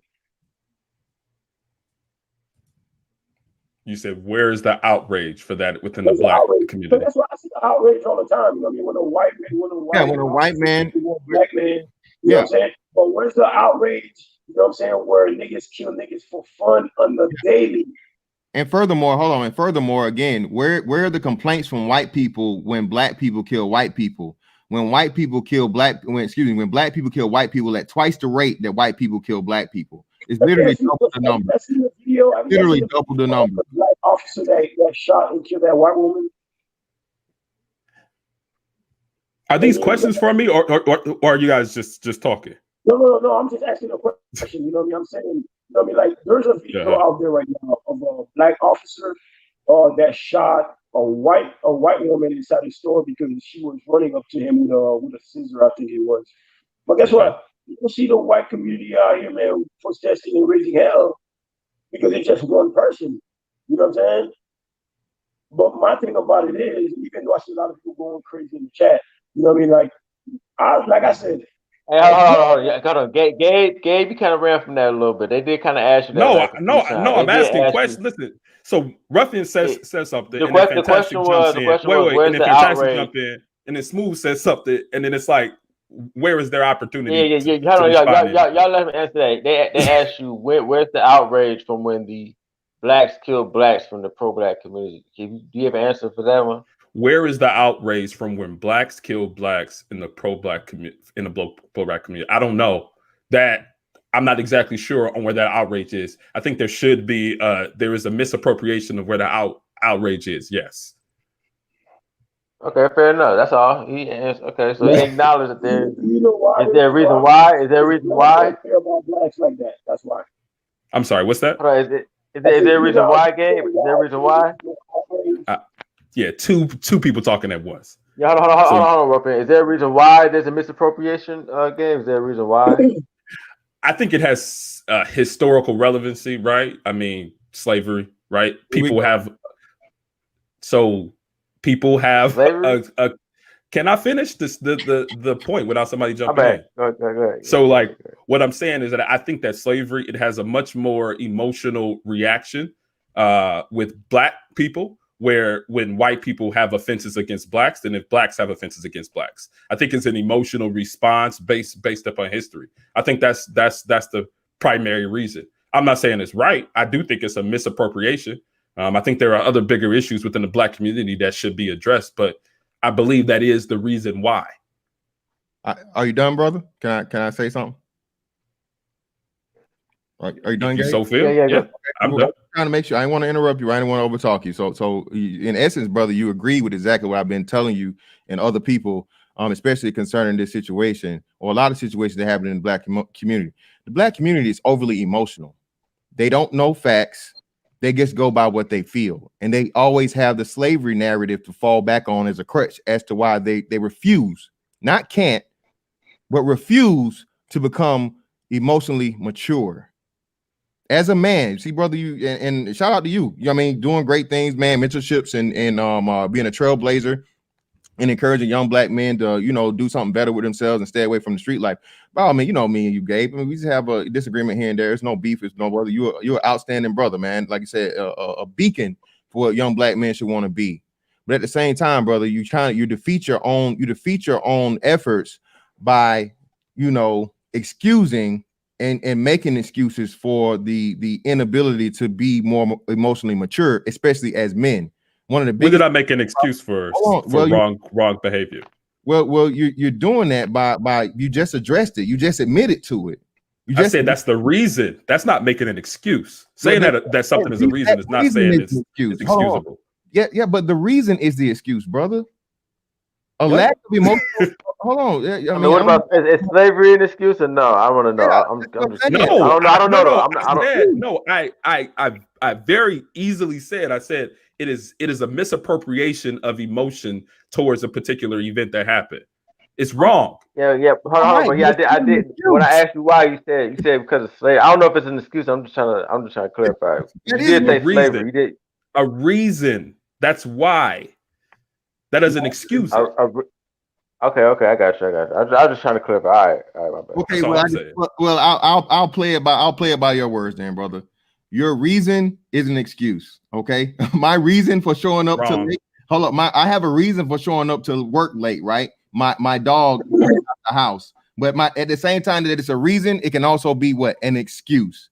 You know what I'm saying? A reason and excuses can be interchangeable. Reason doesn't become an excuse if I say that it's inappropriately applied. Like it's still acknowledging that it's inappropriate. Did you hear that part? It doesn't take it away from it being an excuse, brother. It's still an excuse, man. Because otherwise, you could just not use the excuse or not use the reason, and you choose and have control over to again get emotional maturity. Not use slavery as an excuse or reason. Excuse me. Not use slavery as a reason for black people being overly emotional.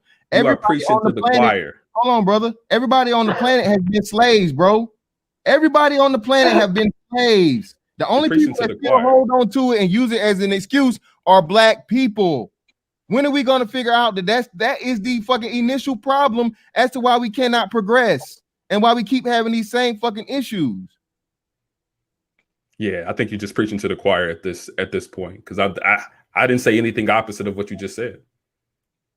Maybe I heard a difference, man. My bad. Yeah, I'm gonna say, one last thing regarding that is, black people will never have power out here. Period.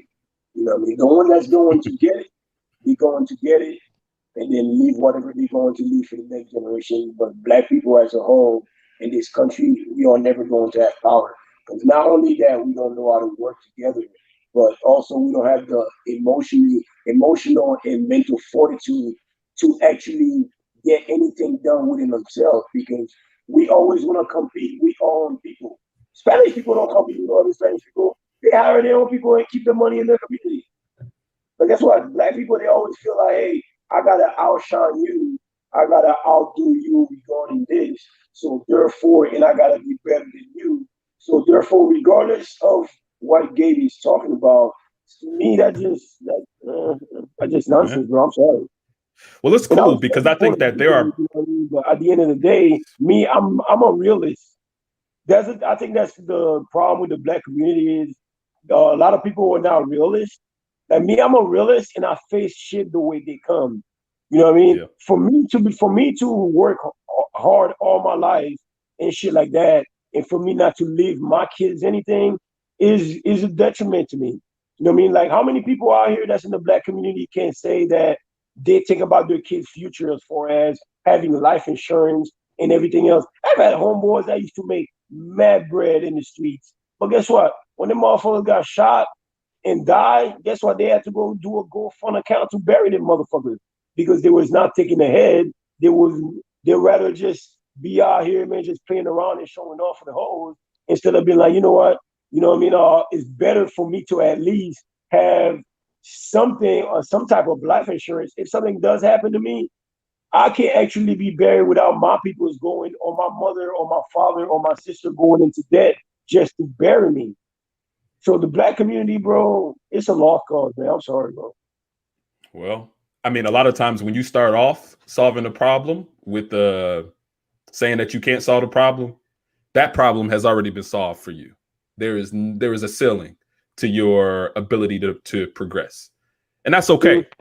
But I don't have that same mentality.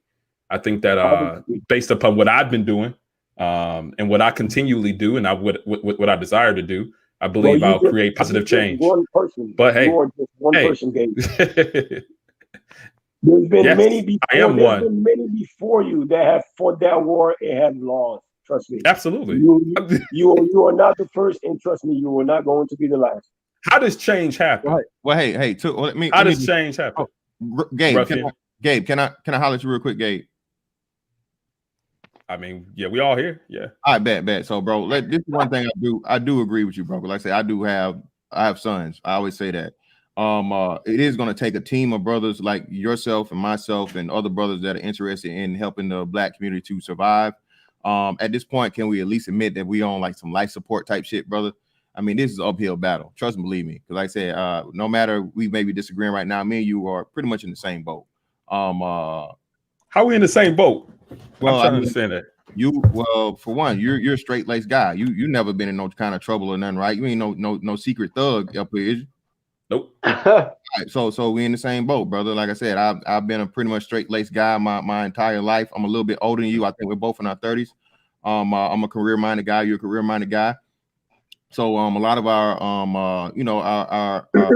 our demographics match up. You know what I'm saying? You make a little bit more than I do. You know what I'm saying? You balling in here. We know that. Ain't gonna say that. Just a little bit. No, I just playing. I'm just playing. Ain't that far away from being a six-figure nigga now. No, hey, y'all, hey, don't play around. But no, it's a joke. Yeah, that's nothing, man. Like I say, hey, everybody, you gotta get better every day, right? But either way, the whole thing, brother, is that I agree with you, is that it's going to take a team. You know what I mean? And that's the essence of this sector that we're in here. That's why we had these conversations, some disagreements or whatnot at times. But ultimately, the goal is for us to create a genuine grassroots black male power, you know what I'm saying, power broker or some shit like that, for us to be able to not only establish power here in the States, but expand out and make this thing international, you know what I'm saying, and global. So yeah, I think that's possible for sure. But yeah, it's gonna take it. We're gonna need more. We're gonna have to clone you, brother. We're gonna have to clone you, man. You have to be willing to get cloned, baby. You know what I'm saying? Because that's where my kids come in, right? My future children. But I think the point that I was just pushing back against is the idea to say the Black community won't be anything. It will never be nothing, and we in general just don't have the mental fortitude to progress. Those are the points that I was pushing back against. Well, yeah, the one realist, and like I said, I'm glad Ruffian used the word realist, man. The one realist ideology or reality we have to look at, and Ramil said this the other day, man. Things at this point, brother, they're really not gonna get no easier or no better. We're never gonna go back to a time of where we're gonna cut the 70% out of wedlock mother birth rate to like 35%, or you know, we're gonna go back to on the majority of Black households being 2-parent married households. That's never ever gonna happen. So what we have to do is try to find alternative avenues that are going to be successful in the times we have now and moving forward. So I think a lot of us get caught up in, because even though I know you like I said, you was born in the 80s and shit, so we actually seen, you know, families or whatnot, even if our parents got divorced or whatnot, right? You know, we have remnants of that, but at the same time we have to kind of kill those hopes and dreams of how it used to be and just keep looking forward to what things really are and what they can be. I just think that's the best formula to use versus trying to, you know, use an old reference point that pretty much will never ever return at this point in time. Indeed. You know, I think black men as a whole, you know what I mean, community, niggas or whatever, I think we need to raise our standard in general. You know what I mean? You raise your standard when your ceiling is nowhere. Well, you said it. You don't think we going nowhere as a Black community. How do you raise your standard? Okay, now let me say this since you said that. You know what I mean? The problem in the Black community, for example, let's just say single mothers, for example. A lot of men out here, for whatever reason, feels like, okay, well, you know what I mean? It's okay to go and fuck around and deal with a single mother and whatnot. And guess what? She already have a kid by somebody else, or whatever the case might be, 2 kids, 3 kids. And then you go and have another kid with her, and then you gone, and then you move on somewhere else. You know what I mean? So, but a thing about it is, if you as a man had standard, you would never fuck with her in the first place. Like me, you know what I mean? Even though I do have kids, like everybody I fuck with, man, I ain't dealing with no single mothers, period. That's just me. You know what I mean? That's just my standard. You know what I mean? Am I gonna do business with them? Sure. But when they come in some fucking shit, nah, even though I'm not gonna get into no relationship or anything like that, but at the same time, I'm not. That's a standard that I've raised. Like, as soon as you tell me you have a kid, I'm straight. You know what I mean? Because I'm not out here being Captain Save a Hoe. I'm not doing it. And my resources, I'm not gonna be out here taking care of another nigga's nut. I'm not doing it. But that's my standard. You know what I'm saying? That's just me. Because some people be like, oh yeah, well, guess what? Some kid out here need a father figure and shit like that. Sure. But guess what? Me, I was raised by my mother and a stepfather. My stepdad has been in my life since I was 2 years old. I cannot stand the dude from the day I met the dude, and I'm 36 now. So the dude I've known the dude for 34 years. He's done more for me than my father ever did for me. And I can't stand the dude. So that just to show you that. What was that? Now go ahead. No, I was saying I can't stand the dude because my father was well off. My father was an architect. You know what I'm saying? And my mother, you know what I mean? I don't know what, regardless of what happened, you know what I mean, with my mother and father and whatnot. But my mother decided to settle for the dude that felt like was gonna take her with 2 kids, even though, you know what I mean, he worked in the restaurant business as a cook, had 2 jobs most of his life, and couldn't barely pay the bills and stuff like that. And that's one of the main reasons I think, like, from a young age, I jumped into the streets so heavily. You know what I'm saying? So when I was able to get out of the house, I was more happy to go. And when my mom needed money, even a couple of years ago, me and my mother had a fallback because she always needed money. And I told her straight up, I told Mom, you married? If you want me to take care of you, I have no problem doing so. I'll put you in your own apartment. But as far as giving you money to take care of the household and to take care of him, this is something that I would not do. And it's the same thing, you know what I mean, for men out here dating single mothers. You know what I mean? Like, I'm not, man, listen, man, I'm just not on that. Black men need to raise their No, standard, period, bro. I'm sorry to say it. That's just what it is. no, I definitely have to agree with that. But check this out, y'all. Look, you know, this bitch 3 hours, man. I'm gonna have to get up out of there. So I'm gonna read these super chats. I'm gonna let everybody get their closing statements, man. This shit was definitely litty. I want to appreciate you coming through, Ruffian, dropping some games at the whole stream and everybody else that came through. Let me read these super chats and we're gonna do these closing statements. And appreciate y'all once again. And y'all hit that like button. Shout out to Gary Grant. He said, the community is where you live, not your color or ethnicity. I'm tired of you brothers talking about fixing. The hood will always be there. Yeah, I'm just gonna get the money out of it. I mean, Gabe, you shout out to you, brother. Philanthropist, go ahead, Brent. I feel you. Go ahead. Shout out to Sickle. He said, youngest making more sense than the older simp. Shout out to Sickle. I do appreciate you as well, dog. I think that was it, man. I hope I didn't miss it right. All right. So we're gonna do some. My bad. Be more tales. What's going on, man? He said, shout out to Ramil and the panel. Great conversation. Shout out to you, Be More Tales. Make sure you guys subscribe to his channel. Yeah, I'll hit Searching the you up. Be more YouTube. tales. I hit you up. I got your email. I'll hit you up. Facts. He said he dropping the cartoon today at 3 o'clock, so I'm gonna check that out too. I just want to close statements, man. Then we're gonna get up out of here. I do appreciate all of y'all again, man, for real. Definitely was litty this morning. Sunday, get this week started. Hey, Smooth. Anything you want to say, bro?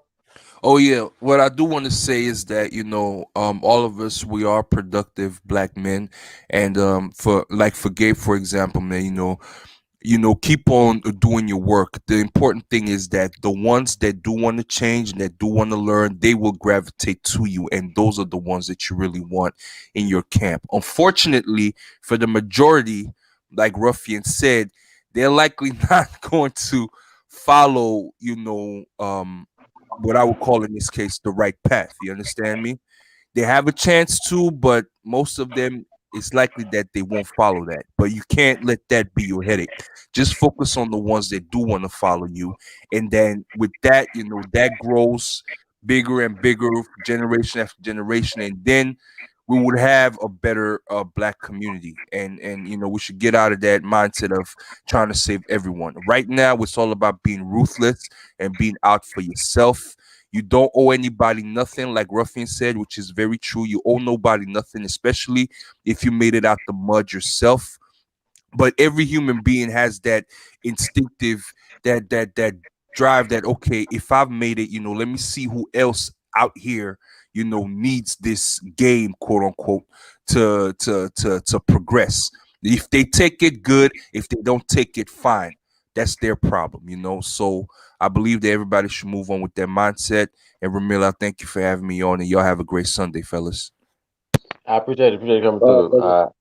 Shout out to you. Hey, Gabe, my man, Gabe. I want to appreciate you coming through, man, and showing a little love as always, man.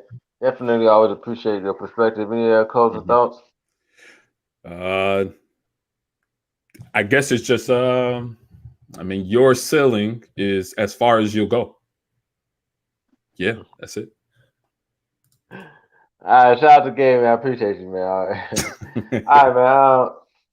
That's fantastic, man. Appreciate you coming through, man. You got any closing thoughts, man? Hey, no, man. Appreciate it as always, bro. Shout out to Ruffian, whatnot, man. Ultimately, the whole point of the thing is, hey, bro, eventually you go end up being a lame nigga like me. All right, if you're gonna be all right, I'm out, man. Shout out to you, man. Appreciate it, bro.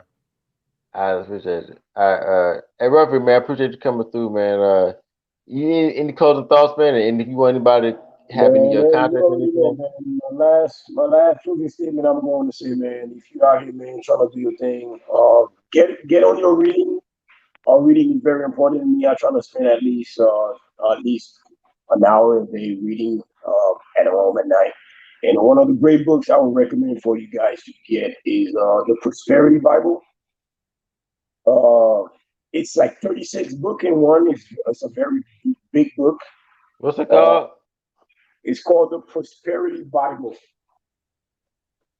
I'll show you the picture. I have the old school version. Uh, let me see here. And I think changed the cover for the new edition and whatnot. But it's a book that I think. Show the cover real quick, or Let's see. It's right here. It looks like this. Oh, prosperity, bro. Okay, prosperity, bro. Okay. I got think you. I the new got you. version is different, and I would recommend for everybody that's on some money shit about wealth and learning about life and everything else, and having a strong mind as well. You guys should get that book. It's a great book. It's a big book, but you know what I mean. You can go through it. You know what I mean, little by little. But with that said, man, thanks for me for having me on. Everybody that came through, respect. Sunday, you know what I mean. Me, I'm about to finish up right here, man. Get to the money, get some cards done. I appreciate you, man. Anytime, man. All right, brother. Be safe. You too, man. Thanks a lot. And we is All right. out of here. Peace out.